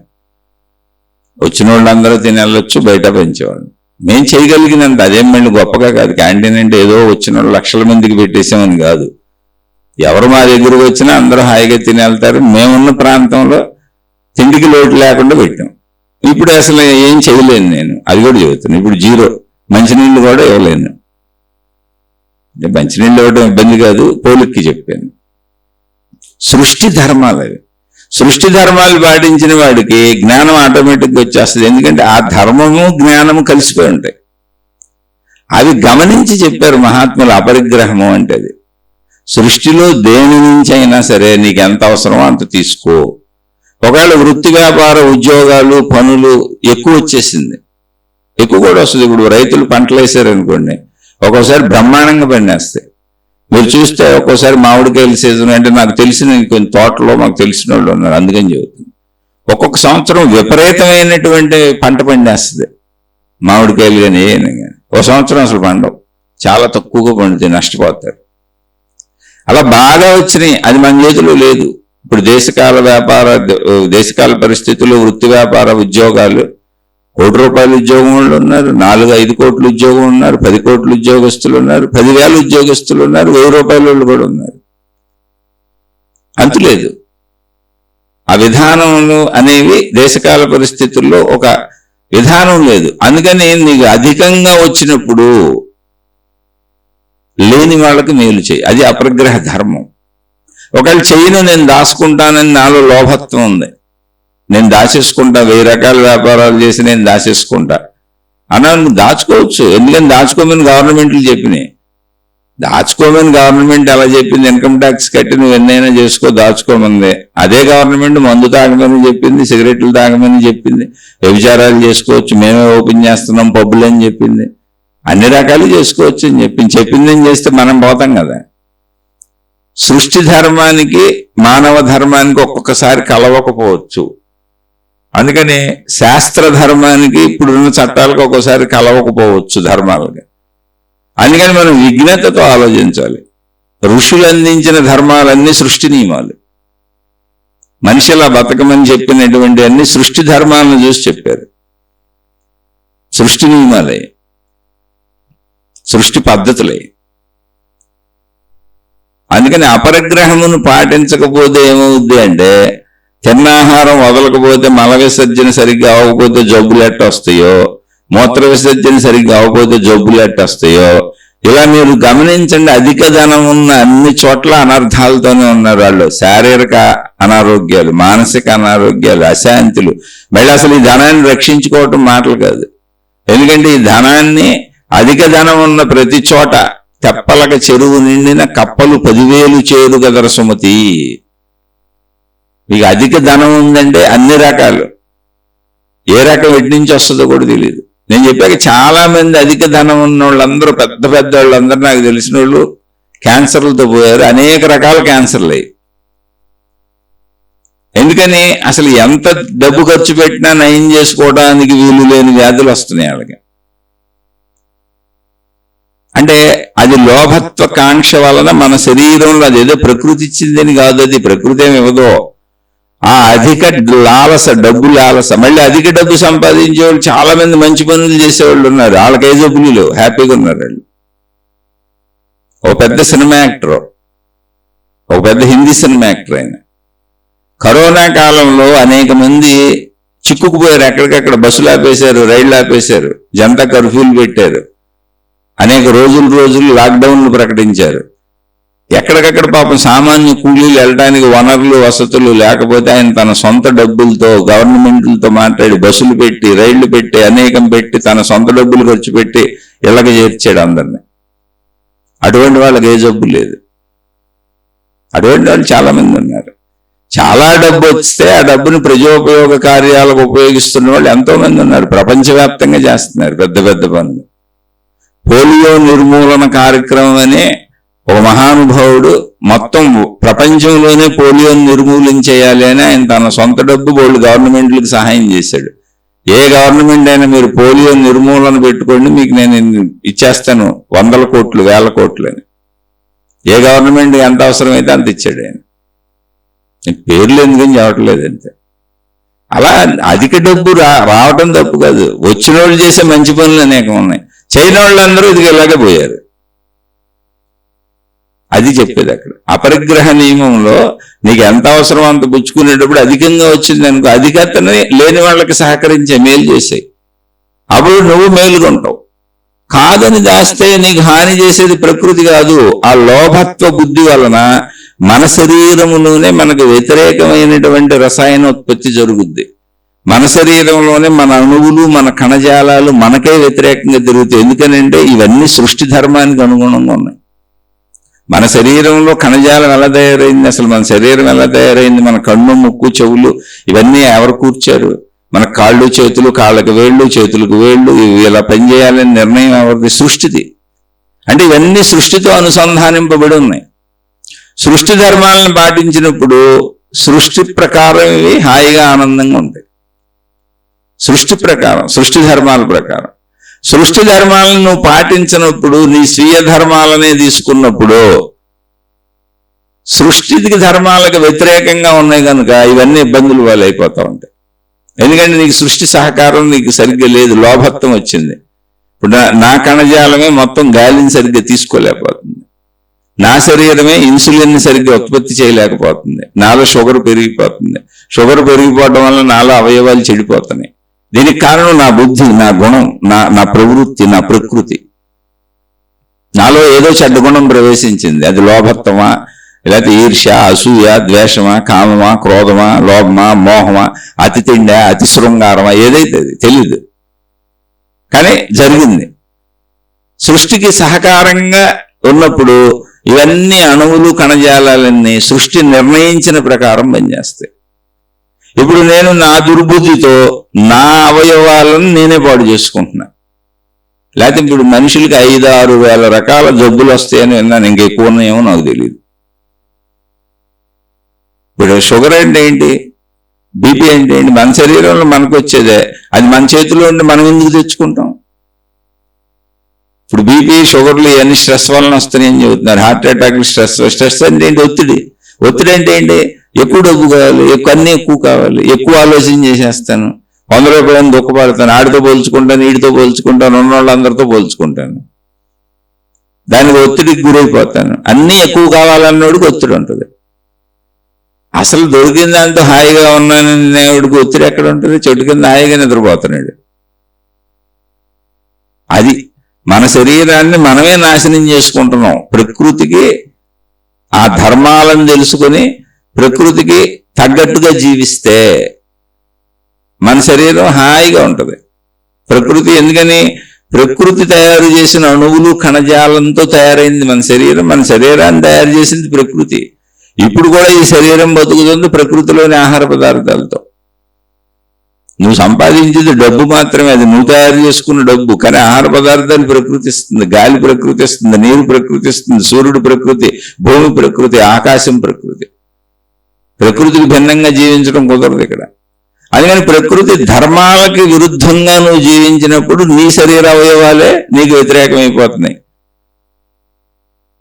అదే మనలో, మన శరీరంలో ప్రకటింపబడుతున్నటువంటి ఆది వ్యాధులు, మానసిక జబ్బులు, శారీరక జబ్బులు. కేవలము ఇది మనం ఎక్కడో మనం తప్పినటువంటి లోపభూయిష్టమైన మన ఆలోచన వలన, చెడ్డ ఆలోచన వలన. అది అధిక ధనం కావాలనో, అధిక కోరికలను, అధికమైనటువంటి అన్ని కోరుకోవటము, లేదా జనం బాగుంటే, పక్కనోడి బాగుంటే భరించలేకపోవటము, ఈర్ష్యలో, అసూయలో, ద్వేషలో, కామమో, క్రోధమో, లోభమో, మోహమో, మదమో, మత్సరమో, ఏదోటి. అది ఆనందం అయితే కాదు, అది సంతోషం అయితే కాదు, అది హాయి అయితే కాదు, అది తృప్తి అయితే అసలు కాదు. తృప్తిగా ఉన్నావా ఎప్పటికప్పుడు నీ శరీరం అద్భుతంగా ఉంటుంది. అంటే సృష్టితో అనుసంధానం తృప్తి, సృష్టితో అనుసంధానం తృప్తి. ఎప్పటికప్పుడు తృప్తిగా ఉండే వాళ్ళందరూ సృష్టితో కలిసి ఉంటారు, అనుసంధానింపబడి ఉంటారు. అలానే ఏమండి మీరు ఇవన్నీ చెబుతున్నారు కదా, మీరు సృష్టితో అనుసంధానింపబడి ఉన్నారా అని నన్ను అడగొచ్చు మీరు. లేను, ఇప్పుడు ట్రై చేస్తున్నాను. ఒకప్పుడు నాకు తెలియదు, నా ఇష్టం వచ్చినట్టు బతికేసాను. అందుకే తెలిసింది. చదువుకున్నాను, గ్రంథాలు చదివాను, శాస్త్రాలు చదివాను, కానీ చదివినట్టు ఉండలేకపోతున్నానేంటి, ఇలా వెళ్తున్నానేంటి అని నాలో, నా శరీరానికి అనారోగ్యాలు వచ్చినాయి, నా కుటుంబంలో బాధలు వచ్చినాయి, ఘర్షణలు వచ్చినాయి, గొడవలు వచ్చినాయి, అహంకారాలతో కొట్టుకోవటం అయింది. అలా కుటుంబ ఘర్షణల వలనే కుటుంబ సంబంధిత వ్యాపారాలు, కోటాను కోట్ల రూపాయల వ్యాపారాలు చేస్తూ దాన్ని నేనే నడిపాను. మొత్తం నడిపిన వ్యక్తిని మొత్తం కుటుంబ సభ్యులకు అప్పచెప్పేసి, కుటుంబ సభ్యులంటే నా భార్య పిల్లలు కాదు, నా భార్య పిల్లలు నాతోనే ఉన్నారు, అది నా బాధ్యత కాబట్టి నాతోనే ఉన్నారు. మిగిలిన వాళ్ళకి అప్పచెప్పేసి జీవితకాల మౌనం, మీకు నమస్కారం, మీకు దండం, నేను ఇలా బతుకుతా ప్రశాంతంగా. ఇక ఇప్పటికి జరిగిపోయింది ఏదో జరిగిపోయింది. అప్పటికి రావాల్సిన జబ్బులు వచ్చేసినాయి, మానసిక వ్యాధులు వచ్చినాయి, శారీరక బాధలు వచ్చినాయి, అన్ని అనారోగ్యాలు వచ్చినాయి. ఎక్కడికి పోతాయి? ఇంకా లోపల కూర్చోండి. లేదు ఇంకా మంచిని నేర్చుకుంటున్నా, పూర్తి మంచి రాలా, నేను సామాన్యుని అని చెబుతా ఉంటా. ఆ మంచి పూర్తి మంచిలోకి వెళ్తే పోవచ్చేమో తెలియదు, కానీ ఉండే అయితే ఉన్నాయి, మానసిక బాధలు ఉన్నాయి, శారీరక బాధలు ఉన్నాయి, కానీ చాలా తక్కువ. ఎందుకంటే తృప్తిగా ఉన్నాను. ఇప్పుడు మానసిక శారీరక బాధలు కూడా తృప్తిగానే ఉంది నాకు. ఎందుకంటే ఇంతకుముందు నేను సరిగ్గా లేనని నాకు తెలుసుగా, నేను ప్రపంచంలోనే బతికానని నాకు తెలుసుగా, ఘర్షణలు పడ్డానని నాకు తెలుసుగా. ఇక్కడ తప్పు ఎవరిదండి పాయింట్ కాదు అసలు. ఎవరి తప్పైనా ఘర్షణ పడ్డప్పుడు నాదే తప్పు. ఎందుకని నాలో ఉద్రేకాన్ని నేను పెంచుకుంటున్నాను.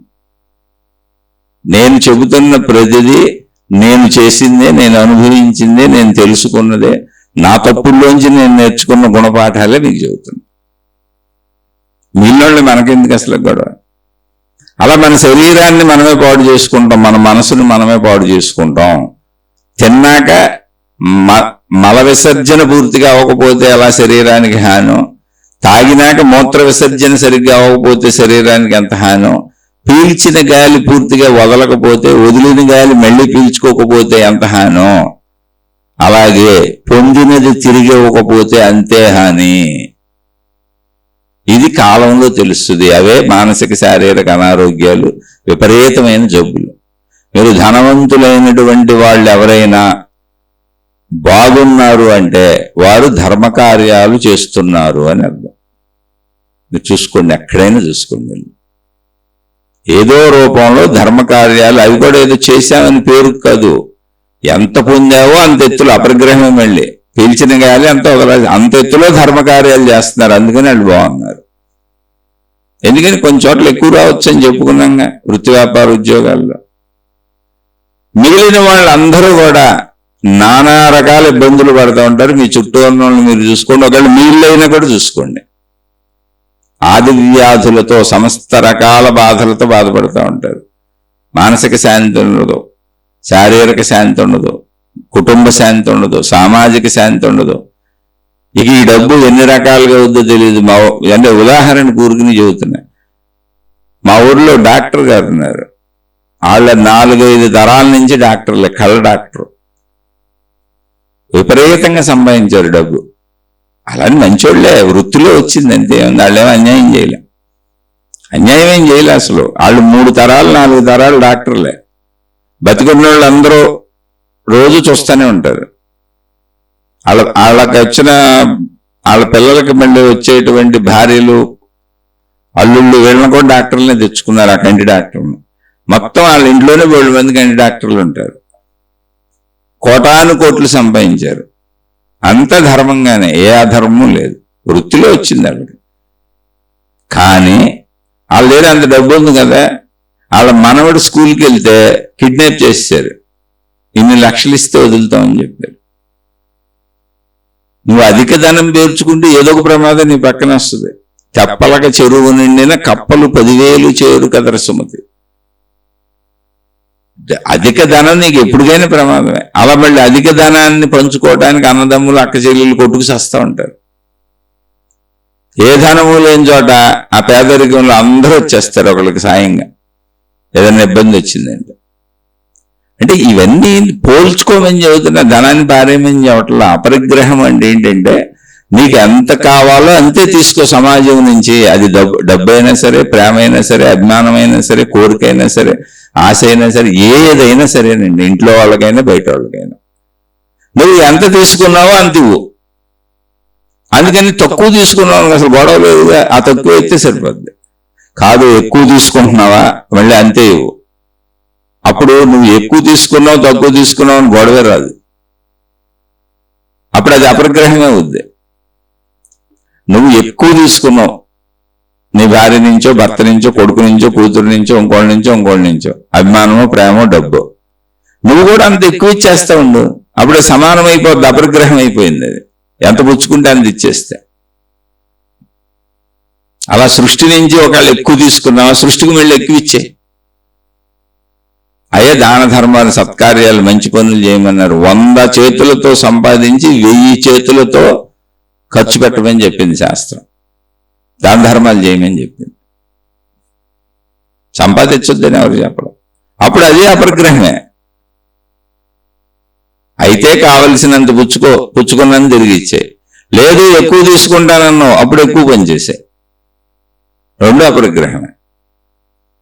ఏ విషయంలోనైనా అది అపరిగ్రహం. అంటే కావలసినంత పుచ్చుకో, ఎక్కువ వస్తే ఎక్కువ పంచు, అప్పుడు సమానత్వం అవుతుంది, అపరిగ్రహం అవుతుంది.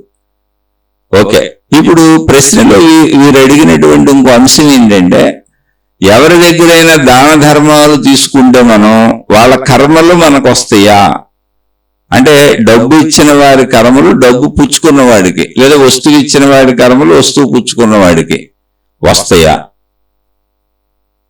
ఇదండి వారు అడిగింది. ఇంకోటి అంటే, ఇవి ఇచ్చి పుచ్చుకోవటాలు సమానంగా ఉన్న చోట రావు.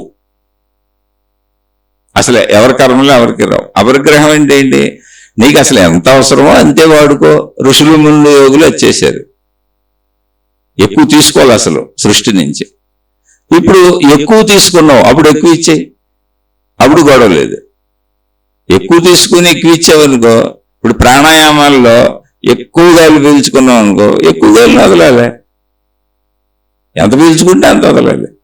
ఇదంటే ఎక్కువ సంపాదన వచ్చింది, ఎక్కువ పని చేయి, ఎక్కువ దాన ధర్మాలు చేయి, ఎక్కువ మంచి కార్యాలు చేయి, ఎక్కువ మంచి పనులు చేయి. మళ్ళీ అపరిగ్రహం అయిపోయింది, ఎందుకని అక్కడ సమత్వం వచ్చేసింది. ఇప్పుడు ఒకరి ధనం ఒకరికి ఇస్తే ఎవరికైనా ప్రాబ్లమా అంటే వాళ్ళ కర్మలు మనకు వస్తాయా అని. అసలు మంచిగా ధనం సంపాదించిన వాడు ఎవరికిచ్చినా అందులో మంచిగా ఉంది. అయితే ప్రశ్నలు ఏమి అడిగారు? అన్యాయంగా సంపాదించిన ధనము అన్నారు. అన్యాయముగా అక్రమముగా సంపాదించిన ధనం దయతో ఇవ్వటం వలన వీరి కర్మలు వారికి తగులుతాయా అన్నారు. అన్యాయంగా సంపాదించిన వాడికి అసలు ముందు సంపాదించిన వాడికి ఆ కర్మ వస్తుంది. తీసుకున్నవాడికి అది అన్యాయం ఎలా తెలుసు? అది అన్యాయం అని తెలుసుకొని తీసుకున్న వాళ్ళకి ఆ కర్మ వస్తుంది.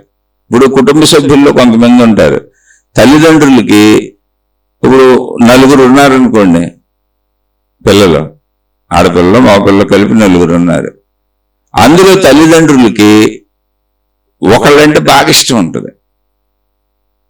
సరే, సమానంగా ఇవ్వాల్సింది బాగా ఇష్టం ఉన్న వాళ్ళకి ఎక్కువ ఇచ్చారు, ఖచ్చితంగా వాళ్ళు ఆ కర్మలు అనిపిస్తారు. ఎక్కువ ఇవ్వడం అన్యాయమే కానీ 4 సమానమైనప్పుడు దాన్ని మనం ఏం చేయలేం, వాళ్ళు అనుభవిస్తుంటే చూస్తుంటాం. ఎందుకంటే అన్యాయం మనుషులు ఎప్పుడూ చేస్తూనే ఉంటారు. అన్యాయం చేయని మనుషులు ఉండరు, ఏదో ఒకటి అన్యాయం మనిషి బుర్రలో ఉంటుంది. అందుకని మహాత్ములు ధర్మాన్ని చెబుతున్నారు. ఇప్పుడు అన్యాయం చేసి అక్రమంగా సంపాదించిన ధనాన్ని తెలిసి తీసుకున్న వాళ్ళకి ఖచ్చితంగా కర్మలు వస్తాయి. అంటే దొంగకు సహకరించినట్టే, నువ్వు దొంగ సొమ్ము నువ్వు తింటున్నానని నీకు తెలుసుగా, దొంగ సొమ్ము నువ్వు అనుభవిస్తున్నానని నీకు తెలుసుగా. ఇది ఎలాంటిదంటే ఏమీ లేదు, పక్కింటోడి భార్యని మనం అనుభవించడం ఒప్పుకుందా, మనం అనుభవిస్తున్నాం. పక్కింటోడి భార్యని మనం అనుభవించకూడదు, పక్కింటి ఆయన్ని మనం అనుభవించకూడదు. ఎవరు భార్యలు వాళ్ళకున్నారు, ఎవరు భర్తలు వాళ్ళకున్నారు, అది ఎలా వ్యభిచారం అవుతుందో ఇది కూడా అంతే, తెలిసి చేస్తే. కానీ గవర్నమెంట్ రూల్ ఉంది, కోర్టు తీర్పు ఇచ్చింది, మేజర్లైన స్త్రీ పురుషులు ఎవరైనా సరే వాళ్ళకి నచ్చితే ఎవరితో అయినా తిరగొచ్చు, ఎవరితో అయినా కలవచ్చు అని. అంటే పక్కింటి ఆయన ఎదురింటి ఆయన లేదుక, మేజర్లైన స్త్రీ పురుషులు ఉన్నారనుకోండి, పెళ్ళి ఉండొచ్చు మేజర్లు అవి ఎవరైనా కానీ. పక్కింటి ఆయనకి ఎదురింటి పెళ్ళం నచ్చింది, ఎదురింటి పెళ్ళానికి పక్కింటి ఆయన నచ్చాడు, చట్ట ప్రకారం వీళ్ళిద్దరూ వాళ్ళ ఇష్టం స్వేచ్ఛగా ఉండొచ్చు. కానీ సృష్టి ధర్మ ప్రకారం అలా ఉండకూడదు. సృష్టి ధర్మం దాన్ని అంగీకరించదు. ఎందుకంటే సృష్టి ఏర్పరిచిన విధానంలో ఒక స్త్రీకి ఒక పురుషుడు గట్ట కొలతలు వేసుకుని వచ్చింది. అది నువ్వు అధికంగా ఒక చోట పొందేసావు అనుకో, అధికంగా ఇంకోటి పోగొట్టుకుంటావు, ఖచ్చితంగా పోగొట్టుకుంటావు. ఏం పోగొట్టుకుంటావు అనేది నీ జీవితంలో ఎత్తుక్కో. ఋషులు మహాత్ములు అదే చెబుతున్నారు. అందుకని చట్టాలు శాసనాలను చూసుకొని మళ్ళీ సృష్టి సత్యాలను మర్చిపోకూడదు. మానవ సత్యాలు, మానవ ధర్మాలు, మానవ చట్టాలు ఇవి వేరు, సృష్టి ధర్మాలు, సృష్టి పద్ధతులు వేరు. అపరిగ్రహం సృష్టికి సంబంధించిన నియమము. అపరిగ్రహం పక్కింటి భార్య తలంపు కూడా రాదు నాకు. అందుకే శ్రీరామచంద్రుడు ఉదాహరణ ఎవరికైనా మగవాళ్ళందరికీ, సీతమ్మ తల్లి ఉదాహరణ ఎవరికైనా ఆడవాళ్ళందరికీ. లేకపోతే రామాయణం మనకెందుకు వినిపిస్తారు? రావణాసురుడు అనేటువంటి వాడు ఎలా ఉంటాడు అనేటువంటిది సీతమ్మ తల్లికి తెలియదు. సీతమ్మ తల్లి యుద్ధమంతా అయిపోయినాక, రావణాసురుడు చనిపోయినాక రాముడు తిరిగి వెళ్ళిపోతుంటే రాముడిని అడిగింది సీతమ్మ తల్లి, ఏమండి రావణాసురుడిని చంపేశారు కదా, అతను ఎలా ఉంటాడు ఒకసారి చూపిస్తారా, చూడొచ్చా, నేను నన్ను ఎత్తుకొచ్చినాడు ఆవిడ అసలే అంటే. అదేంటి అసలు నువ్వు ఇప్పటి వరకు చూడలేదని రామచంద్రుడు ఆశ్చర్యపోయాడు. ఆవిడ చూడలేదు, ఎందుకనంటే ఆవిడని ఎత్తుకొచ్చినప్పుడు సాధువు రూపంలో, మారు రూపంలో వచ్చాడు, ఓ సాధువులాగా. ఆడు రావణాసురుడు అనుకుంటే ఆవిడ ఎందుకు వచ్చేది? అసలు ఇంట్లోంచి బయటకు వచ్చేది కాదు, వీళ్ళకి దొరికేది కాదు, రావణాసురుడికి దొరికేది కాదు. ఎత్తుకొచ్చేసి అశోకవనంలో పెట్టినాక రోజు వస్తున్నాడు. వస్తున్నాడు, సీతమ్మ తల్లిని రోజు నువ్వు చక్కగా నన్ను వివాహం చేసుకో, మనం ఇక్కడ ఉండిపోవచ్చు, నేను లంకకు పట్టపురాణం చేసేస్తానంటున్నాడు. కానీ ఆవిడ అసలు ఏనాడు తలపైకెత్తి రావణాసురుడు మొహం కూడా చూడాల. గడ్డి పరకను అడ్డం పెట్టి మాట్లాడు. ఒక గడ్డి పరకని ఇలా తీసుకొని చేత్తో తుంపి తీసుకొని అశోకవనంలో కూర్చోబెట్టాడు. ఆ చెట్ల కింద గడ్డి పరకలు ఉంటాయి. ఓ గడ్డి పరకని అలా తుంపి తీసుకొని ఆ గడ్డి పరకతో మాట్లాడింది ఆమె సమాధానం కింద. అంటే రావణాసురుడికి నువ్వు నా గడ్డి పరకతో సమానం అని చెప్పింది. పరపురుషుణ్ణి చూడాలని కూడా అనిపించదు. అంటే ఇప్పుడు అలా తలదించుకుండాలా అని అడగబాకండి. రామచంద్రుడు పరస్త్రీని కూడా చూడలే. ఆడవాళ్ళకే కాదు, రావణాసురుడు చనిపోయినాక మండోదరి, ఎవరు రావణాసురుడి భార్య మండోదరి 7 సార్లు రావణాసురుడికి చెప్పింది, అయ్యా నువ్వు చేసింది తప్పు, నిన్ను కోరి వలచిన స్త్రీలు నీ దగ్గర 1000 మంది ఉన్నారు, నేను నీ భార్యనున్నాను, చక్కగా మాతో గడుపు, ఎందుకు నువ్వంటే ఇష్టం లేని మహాపతివ్రత అయినటువంటి ఆ సీతమ్మ తల్లిని ఎందుకు తెచ్చావయ్యా, తప్పు కదా, ఇచ్చేసేమని చెప్పింది. ఎవనన్నాడు. సరే చనిపోయాడని తెలిసి చూడటానికి వచ్చింది. వచ్చి ఆమె రావణాసురుడిని చూసి ఏమందో తెలుసా, రావణ నిన్ను చంపింది రాముడు కాదు, నీ కోరికలు నిన్ను చంపేసినాయి, నీ ఇంద్రియాలు నిన్ను చంపేసినాయి, నువ్వే చంపుకున్నావు అన్నాయి. ఎందుకంటే ఆ ముందు నుంచి చెబుతుంది. అందుకే మహాపతివ్రతల్లో మండోదరి కూడా ఉంటుంది. ఆవిడెప్పుడు తప్పు చేయలే, మనోడికి అలవాటు అంతే. అయితే ఆ మండోదరి ఆవిడ వస్తున్నప్పుడు రామచంద్రుడు ఆ ఏరియాలో ఎక్కడ ఉన్నాడు అంటే కథ వినికిడి చెబుతున్న విషయాన్ని గ్రహించండి అంతే. మళ్ళీ అందులో కోడిగుడ్డు మీద ఏకలు పేకపాకండి, విషయాన్ని అర్థం చేసుకోండి. వస్తున్నప్పుడు రామచంద్రుడికి నీడ కనపడింది, స్త్రీ నీడ. ఆయన వెంటనే తలదించుకున్నాడు. ఆ నీడ కూడా ఆయన మీద పడకుండా, ఆయన ఆ నీడను తాకకుండా దూరంగా వెళ్ళి నుంచున్నాడు. సరే అక్కడ వాళ్ళు చెప్పారు, మండోదరి వచ్చింది రావణాసురుడిని చూడటానికి. ఆయన బాధపడుతున్నాడు పాపం. ఒక పరస్త్రీ భర్తని చంపడం ఆయనకేం ఇష్టం. 7 సార్లు చెప్పాడు రావణాసురుడికి, రావణాన్ని నువ్వంటే నాకేం కోపం లేదయా, నా సీతను నాకు ఇచ్చేయా, నేను తీసుకెళ్ళిపోతాను, యుద్ధం చెయ్యను అని. రావణాసురుడికి చివరి రోజున చంపే ముందు బాణం వేసేటప్పుడు కూడా చెప్పాడు, అందరూ నీ వాళ్ళు చచ్చిపోయారు, నువ్వు ఒక్కడవే మిగిలావు, ఇప్పుడైనా నా సీతను అప్పచెప్పి వెళ్ళిపోతాను, నిన్ను చంపను, నిన్ను చంపాలని నాకు లేదని కూడా చెప్పాడు. వాడు ఒప్పుకోలా, తప్పనిసరిగా చంపాడు. కోపంతో చంపలా, బాధతో చంపాడు. తన బాధ్యతగా తన భార్య కోసం చంపాడు. ఎందుకంటే నన్ను చంపితే కానీ నేను ఇవ్వనని చెప్పాడు. నన్ను చంపి తీసుకెళ్ళటమే నేను ఇవ్వనన్నాడు. పరస్త్రీ నీడను కూడా ముట్టుకోలే రాముడు. అది రాముడు. పురుషుడు మొహం కూడా చూడలా, ఆవిడ సీతమ్మ.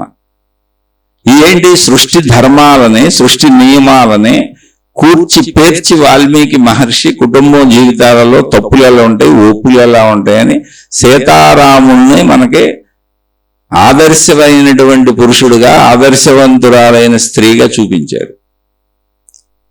మనం ఎలా ఉండాలని. మళ్ళీ మిగిలిన పాత్రలు చాలా ఉన్నాయి. రావణాసురుడి పాత్ర అక్కడే ఉందిగా, రాముడిని ఇంట్లోంచి పంపేసిన కైకమ్మ పాత్ర అక్కడే ఉందిగా, అవన్నీ ఉంటాయి పాత్రలు. కానీ నువ్వు ఏది ఎన్నుకుంటావు, సృష్టి ధర్మం అయితే ఇది అని చెప్పింది. సృష్టిలో ఉన్న ధర్మం రాముడు సీతమ్మ, మిగిలిన సృష్టి ధర్మాలు కాదు. అవి మానవులు అలా ప్రవర్తిస్తుంటారు, ఇంద్రియ లోలురై, సుఖభోగాలకి లోలురై, అజ్ఞానంతో. సృష్టి ధర్మాలు పాటించాలనుకున్న వాళ్ళకి ఇదిగో రామాయణం అనే ఇతిహాసం అని వాల్మీకి మహర్షి తాను గ్రహించిన సత్యాన్ని చెప్పాడు ఆయన. మహాభారతం అంతే, సృష్టి ధర్మాలు చెప్పారు. అది అపరిగ్రహం అనేది అంతే, సృష్టి ధర్మాలలో ఒకటి. ఎక్కువ పొందితే ప్రపంచానికి ఎక్కువ మేలు చేయి, తక్కువ పొందితే తక్కువ తీసుకో. అసలు ఎక్కువ తీసుకోబాక, వెనక చాలా మంది ఉన్నారు.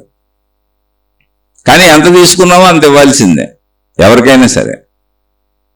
తక్కువ పొందినా ఎక్కువ పొందినా ఎంత తీసుకున్నావో అంత ఇవ్వాల్సిందే. కాదండి అనుభవించు అంతే. ఇంకా అనుభవించాలని చూస్తున్నాంగా, ఇప్పుడు అందరూ అనుభవిస్తూనే చూస్తున్నాంగా. ఆ సృష్టి ధర్మాలు తప్పితే ఎలా ఉంటుందని నేను కూడా అనుభవించాను. ఎందుకంటే నాకు మొదటి నుంచి సృష్టి ధర్మాలు తెలియదుగా. నేను మామూలు మనిషిలాగా బతికినాను, ఇప్పటికీ మామూలు మనిషినే, కానీ చదువుకుంటున్నా సృష్టి ధర్మాలు. కానీ అప్పటికే శారీరక అనారోగ్యాలు వచ్చినాయి, మానసిక అనారోగ్యాలు వచ్చినాయి, కుటుంబం ఉంది, ఏర్పడిపోయిన గుణాలు ఉన్నాయి, బుద్ధులు ఉన్నాయి. వీటిని సంస్కరించుకోవాలి, చెడు పోగొట్టుకోవాలి, మంచిలోకి రావాలి. అందుకని మీకు అదే చెబుతున్నా. ఆధ్యాత్మికం అన్నా, భక్తి అన్నా, దైవం అన్నా, మతం అన్నా గుణమార్పు అని అర్థమైంది నాకు. నేను కూడా అందరూ మతాల చుట్టూ తిరిగా, దేవుళ్ళ చుట్టూ తిరిగా, గురువుల చుట్టూ తిరిగా, వాళ్ళు చెప్పిన ఏంది చేసా, వాళ్ళతో పాటు గంతులు వేసా, డాన్సులు వేసా, పాటలు రాసా, పాటలు పాడా, భజనలు చేశా, కీర్తనలు చేశా, నామ సంకీర్తనలు చేశా. ఒకటి కాదు, నేను చేసిన ఎన్ని ఉన్నాయో అన్నీ చేశా. కొన్ని సంవత్సరాల పర్యంతం చేశా. కానీ అర్థమైంది, గుణమార్పు లేని భక్తి, ఆత్మశుద్ధి లేని ఆచారమది ఎలా, భాండశుద్ధి లేని పాకమేలా, చిత్తశుద్ధి లేని శివపూజలేలరా. అప్పుడు అర్థమైంది నాకు, ఇవన్నీ చేయటం కాదు, ఇవన్నీ మనలో మంచిని పెంచాలి, చెడుని పోగొట్టాలి. అంతే తప్ప ఇవన్నీ చేసేసి నేను మంచోడిని, నేను భక్తుడిని, నేను భక్తురాలిని అనుకుంటే అట్లా. నేను అలాగే అనుకున్నా. నాలో గుణాలు అలాగే ఉన్నాయి, కానీ నేను దేవుళ్ళ వెనక తిరిగా, గురువులు వెనక తిరిగా, వాళ్ళు చెప్పిన ఎన్ని చేశా, పాటలు రాసా, పుస్తకాలు రాసా, డాన్సులు వేసా, గంతులు వేసా, భజనలు చేశా, హిమాలయాల వరకు తిరిగి వచ్చా, అన్నీ చేశా. ఇవన్నీ చేయటమే గొప్ప అనుకున్నా. కాదు, అప్పుడు తెలిసింది గుణమార్పు గొప్పని. ఇవన్నీ చేసినాక ఆ గుణమార్పు గొప్పని ఎప్పుడు తెలిసిందో అప్పుడు ఆత్మజ్ఞానంలోకి వచ్చా. అందుకే ఆధ్యాత్మికత వ్యక్తిగతము, ఇది ఆధ్యాత్మిక చదువు, ఆత్మజ్ఞాన చదువు అని పేరు పెట్టి నా స్వీయ అనుభవంలో నేను దాన్ని కోల్పోయాను. నేను ఎన్నో సంవత్సరాల జీవిత కాలాన్ని కోల్పోయాను. మీరు కోల్పోబాకండి, ఇది చదువుగా చదువుకోండి. మహిమలు, మాయలు, అద్భుతాలు అన్నీ చూశా.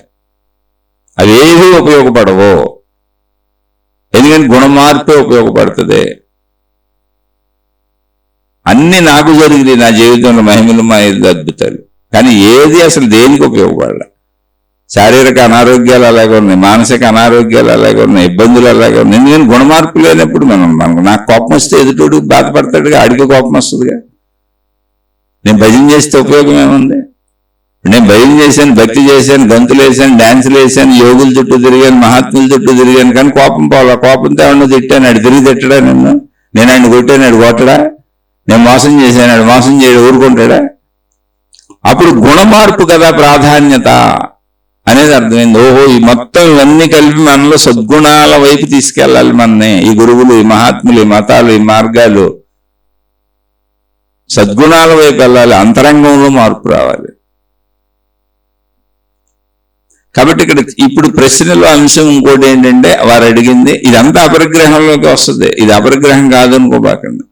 ఇది అసలు జీవన విధానం అంతా సృష్టి నియమం, అపరిగ్రహం.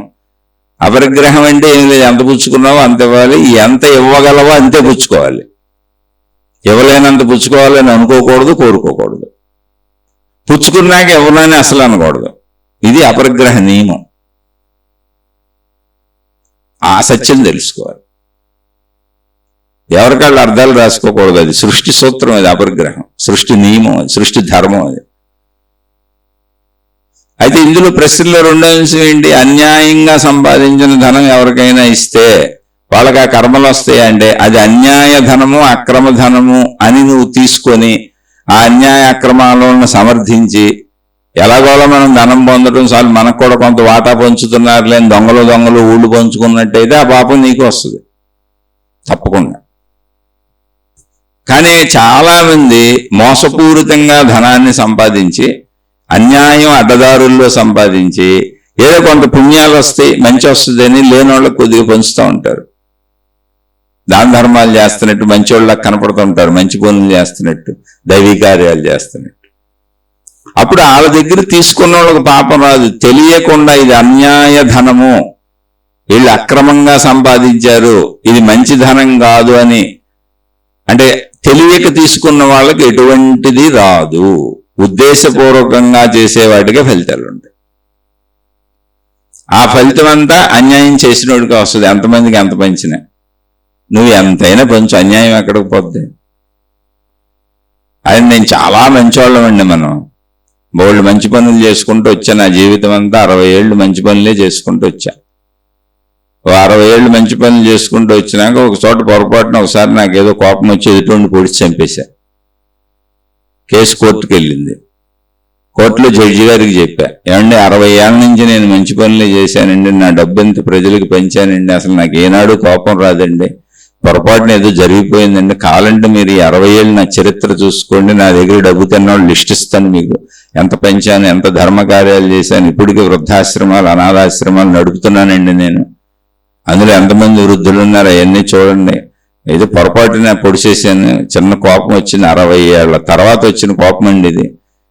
అతను చచ్చిపోతాడు అనుకోలేదు, కోపంలో పొడి చేశాను కానీ చచ్చిపోయాడు, కాబట్టి నాకు ఏ శిక్ష ఇవ్వకండి. జడ్జి గారు అవన్నీ చూస్తాడా? ఇప్పుడు శిక్ష దేనికి పెడుద్ది? పొడిచిన దానికి పెడుతుంది. నీ 60 ఏళ్ళ స్టోరీ ఎవరికి కావాలి? అలాగే అన్యాయంగా అక్రమంగా నువ్వు సంపాదించింది, నువ్వేం చేస్తే నాకెందుకు, సంపాదించింది నువ్వు, దీనికి నీకు శిక్ష పడిపోదు. అది తెలియకుండా ఎన్ని దాన ధర్మాలు చేసుకున్నా నీ శిక్ష నీకు పడిపోయింది, నువ్వు అదేం చేస్తావో తర్వాత విషయం. అది తెలియకుండా తీసుకున్న వాళ్ళకి ఎటువంటి ఇబ్బంది రాదు. తెలియకుండా అసలు ఇబ్బంది ఎట్ట వస్తుంది? మంచోడు ఇచ్చాడా, మంచిదానమా చెడ్డదానమా అడుగుతారండి. ఎవరికి తెలిసేది?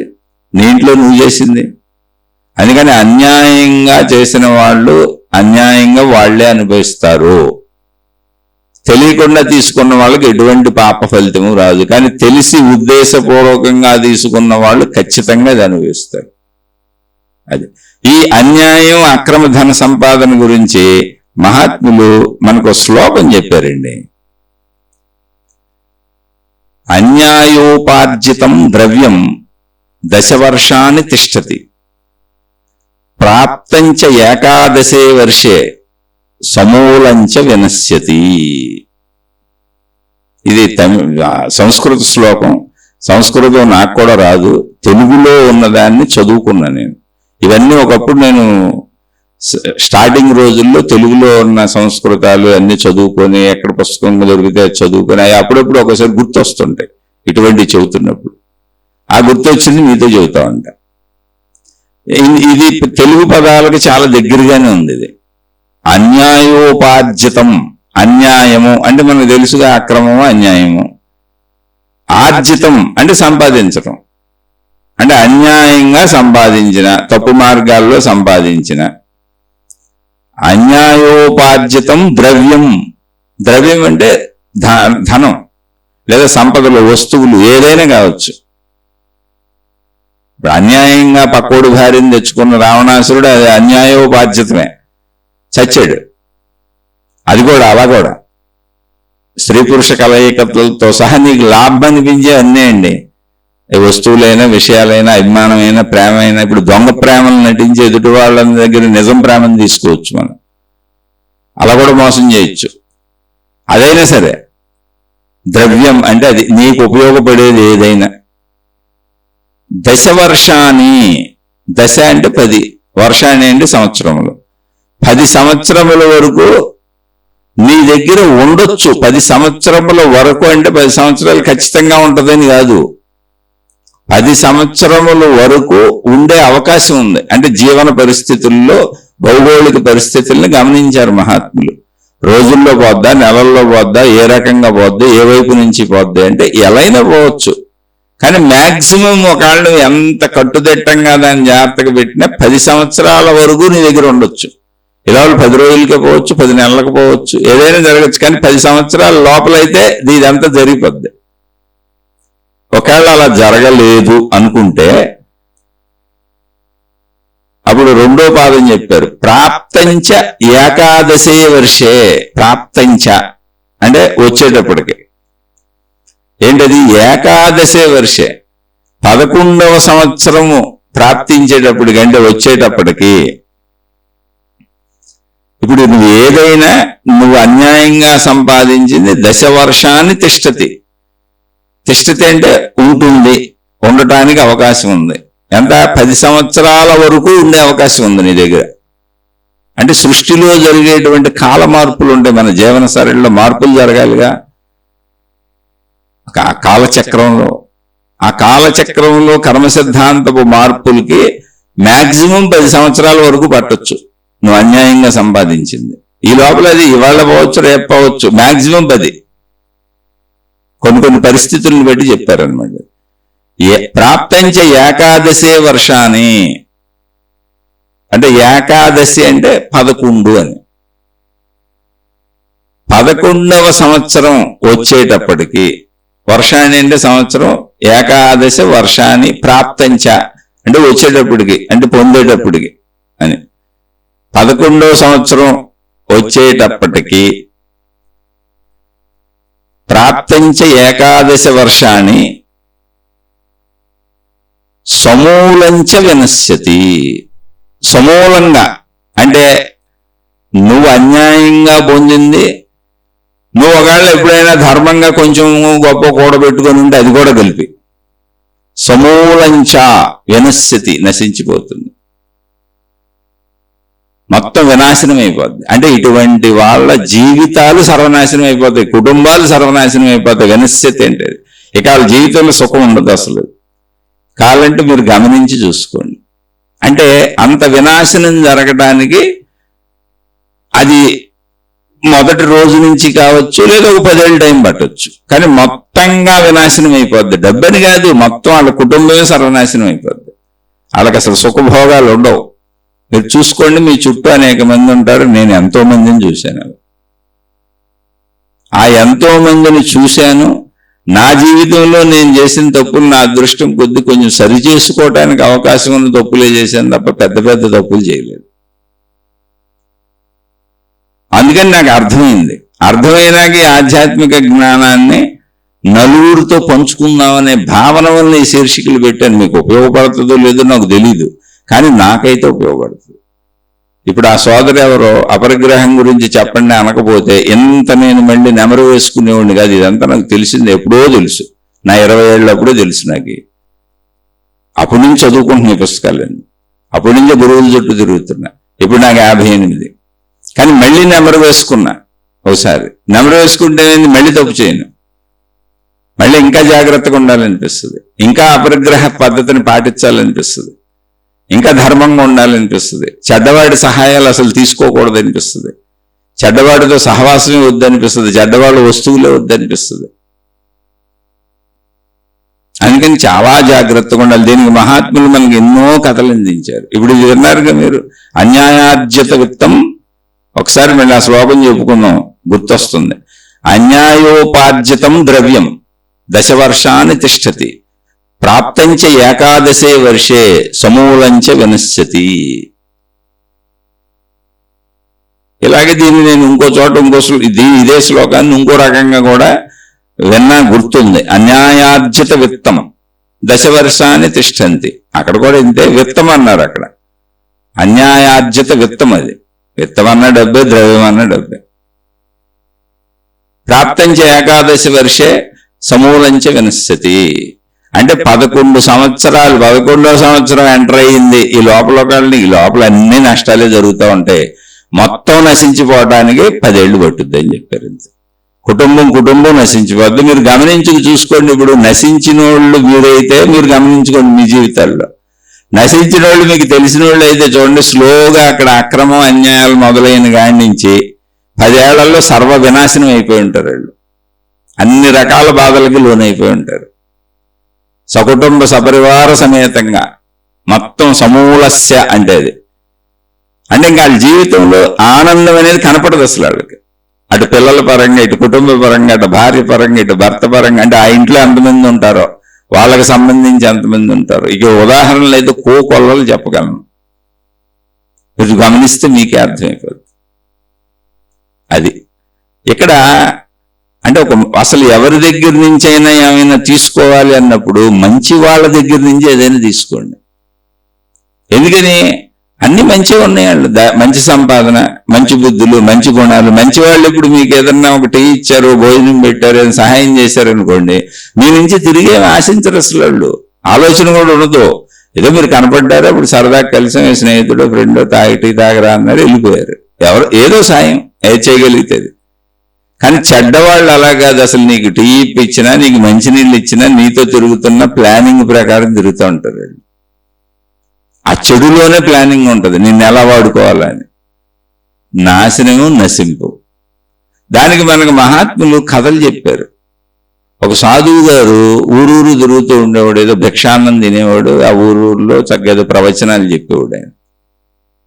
ఒక ఊర్లో ఆయన బాగా చదువుతున్నాడు ప్రవచనాలు అని చెప్పి కొన్ని రోజులు ఉండమన్నారు.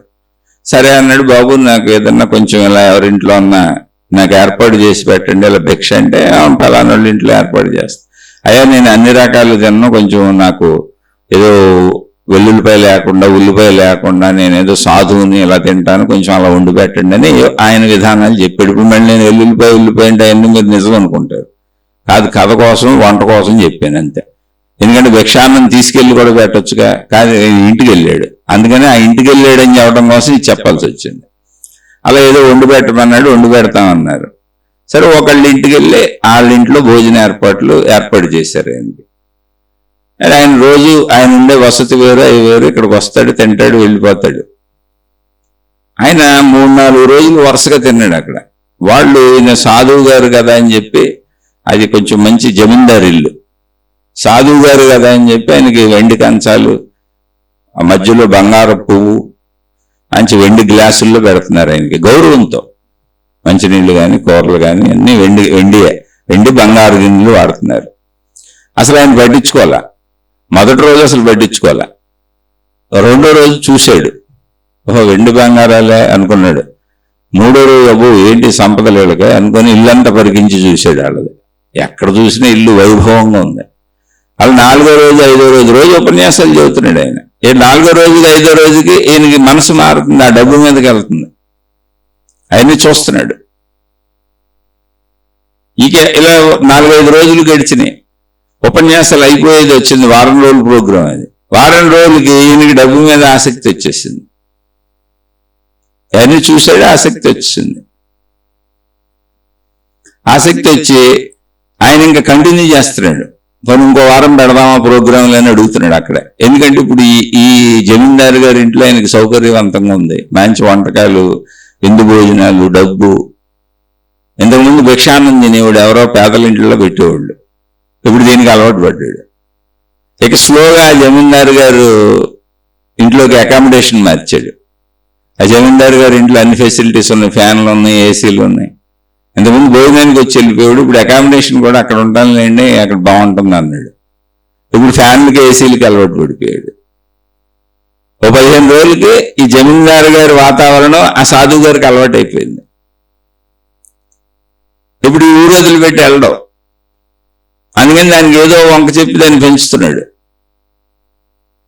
ఈ ఊరిని ఉద్ధరిస్తానికి అన్నట్టు పెంచుతున్నాడు. నిదానంగా సాధువు గారిని మచ్చిక చేసుకుని ఆయనకు ఒక బిల్డింగ్ కట్టించుకున్నాడు, ఏసీలు పెట్టించుకున్నాడు, నౌకర్లు చాకర్లు పనులను పెట్టించుకున్నాడు. ఇప్పుడు చక్కగా వచ్చిన వాళ్ళందరి దగ్గర డబ్బు తీసుకోవటం మొదలుపెట్టాడు.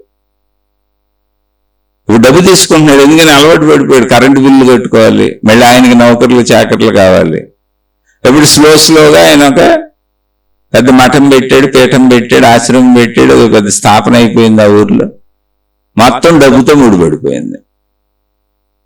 తర్వాత ఎప్పుడో కొన్ని రోజులకి ఆయన పేరు ప్రఖ్యాతులు విపరీతంగా ప్రచారంలోకి వెళ్ళిపోయినాయి. ఎందుకంటే డబ్బు ఉన్న వాళ్ళు వాళ్ళ ప్రచారం చేసుకుంటారు, జనం కూడా ప్రచారం చేస్తారు. అందులో జమీందారు గారే ఆయనకి ప్రథమ శిష్యుడు. అందులో అక్కడ ఆయన దగ్గర ఉన్న ధనంలో సగం ధనం ఈ జమీందారు గారు ఇచ్చిందే. ఆయనకేం తెలుసు, మహానుభావుడు మొదటి నుంచి మా ఇంట్లోనే వచ్చి ఉండి తిని ఈ ఊర్లో స్థిరపడిపోయాడు అనుకుంటున్నాడు, కానీ ఈ డబ్బు అలవాటు అయిపోయింది అనుకోవట్లే, ఆయనకి ఈ సౌకర్యాలు అలవాటు అయిపోయినాయి అనుకోవట్లే. అలా బాగా పాపులర్ అయ్యాడు. అయితే ఈ పాపులారిటీ పెరిగి పెరిగి పెరిగి పెరిగి ఈ సాధువు గారు గురువు గారి దాకా వెళ్ళిపోయింది ఆ పేరు. ఆ పేరు ఇది ఏంటి, మన శిష్యుల్లాగా ఉన్నాడు. మన శిష్యులు ఇలా ఉండరు, అసలు ఏ ఊళ్ళో ఉండొద్దు అంటామే, 2-3 రోజుల కంటే ఎక్కడ ఉండొద్దు, మంచి మాటలు చెప్పి వెళ్ళిపోమంటామే. ఏంటి చూద్దామని గురువు గారు బయలుదేరి వచ్చాడు. మనోడా అసలు కాదా అని చూస్తే మనోడే.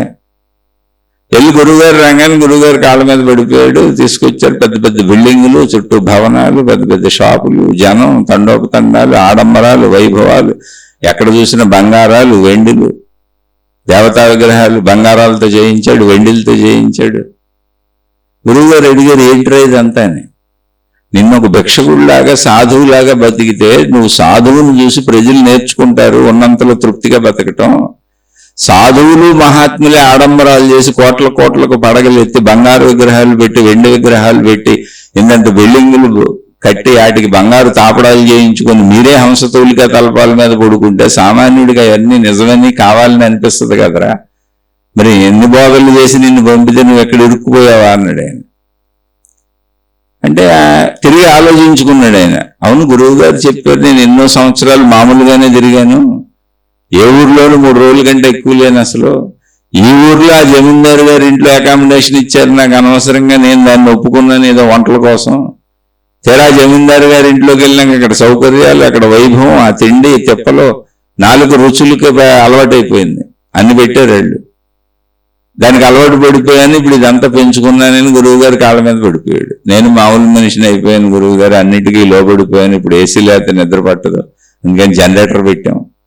ఈ బంగారు విగ్రహాలు నేనే చేయించాను, వెండి విగ్రహాలు చేయించాను, ఇంక ఈ జీవితం ఇంతే గురువు గారు, నన్ను వదిలేయండి, ఇలా బతికేస్తాను, నేను ఇంకా మామూలు మనిషిని అయిపోయాను, కాకపోతే ఈ గురువు పేరు మీద ఇలా బతికేస్తాను, నన్ను బతకనే ఉండే, ఎందుకంటే వీటన్నిటికీ డబ్బులకి అలవాటు పడిపోయాను అన్నాడు. గురువు గారు ఏం చేస్తాడు పాపం, వెళ్ళిపోయాడు. అలా మొత్తం జ్ఞానాన్ని పొంది ఆధ్యాత్మిక ఉన్నతిని పొంది జీవన్ముక్త స్థితికి వచ్చినటువంటి వ్యక్తి ఇంకొద్దులో జీవన్ముక్త స్థితిని పొందేవాడు. గురువు గారు అయ్యా ఈ జ్ఞానం నలుగురికి అందించరా అన్నాడు. ఎక్కడ ఉండబాకని విధానాన్ని చెప్పి పంపారు ఆయన. అటువంటిది ఈ జమీందారు సాంగత్యంలో వాళ్ళ ఇంట్లో, ఎందుకు జమీందారు ఏం చెడగొట్ల, మనోడు అలవాటు చేసుకున్నాడు. జమీందారు ఏం చేస్తాడు, ఆయన మామూలు జీవితం, ఆయన మంచోడు కనుకనే కదా వాళ్ళు మా ఇంట్లో వండి పెడతామని మళ్ళీ ఆ గురువు గారికి ఆ సాధువు గారికి అంత డబ్బు చెల్లించి ఆయనకి ఇల్లు కట్టించి ఇచ్చే ఆయన పాపం ధర్మకార్యాలు చేస్తూనే ఉన్నాడు. ఈయన తన సాధుత్వాన్ని పోగొట్టుకుని ఆడంబర గురువు అయ్యాడు, సామాన్య మానవుడిగా చచ్చిపోయాడు. కానీ పేరు తెచ్చుకున్నాడు గురువు గురువు గురువు అని, కానీ రియల్గా లోపల అతను ఏం పొందలేదు. ఇలాంటి ఆడంబర గురువుల్ని ఇప్పుడు సమాజంలో మనం బోల్డ్ మందిని మాతాజీలని గురువుల్ని మనం చూస్తూ ఉంటాం. ఆ ఆడంబరాలు వెనకే పడతా ఉంటారు జనం కూడా, ఎందుకంటే ఆడంబరాలు జనానికి కావాలి. కానీ అపరిగ్రహం ఆడంబరం కాదు, అపరిగ్రహం సాధుత్వం, ఋషత్వం, మునిత్వం. ఇంకా మీరు ఎలా ఉండాలో మీరే నిర్ణయించుకోండి. అర్థమైన వాళ్ళు ఆచరించుకోండి, అర్థమయ్యి ఆచరించుకునే వాళ్ళు సందేహం వస్తే అడగండి, మళ్ళీ చెప్పుకుందాం, తప్పకుండా విశ్లేషించుకుందాం. ఇక ఇది నచ్చని వాళ్ళు, ఇది నచ్చని వాళ్ళు, అకారణ ద్వేషాలు పెంచుకునేవాళ్ళు, అయ్యా మీ పాదాలకు నమస్కారం, అమ్మ మీ పాదాలకు నమస్కారం, నేను అతి సామాన్యుణ్ణి, అసలు ఇవి మీరు వినకండి, ఈ వైపు చూడకండి, మీ మార్గాల్లో మీకు నచ్చిన విధానాల్లో మీరు సాగిపోండి. శుభమస్తు. మీకు మీ కుటుంబ సభ్యులకు మేలు చేకూరుగాక. మరలా మరొక కొత్త శీర్షికతో కలుసుకుందాం.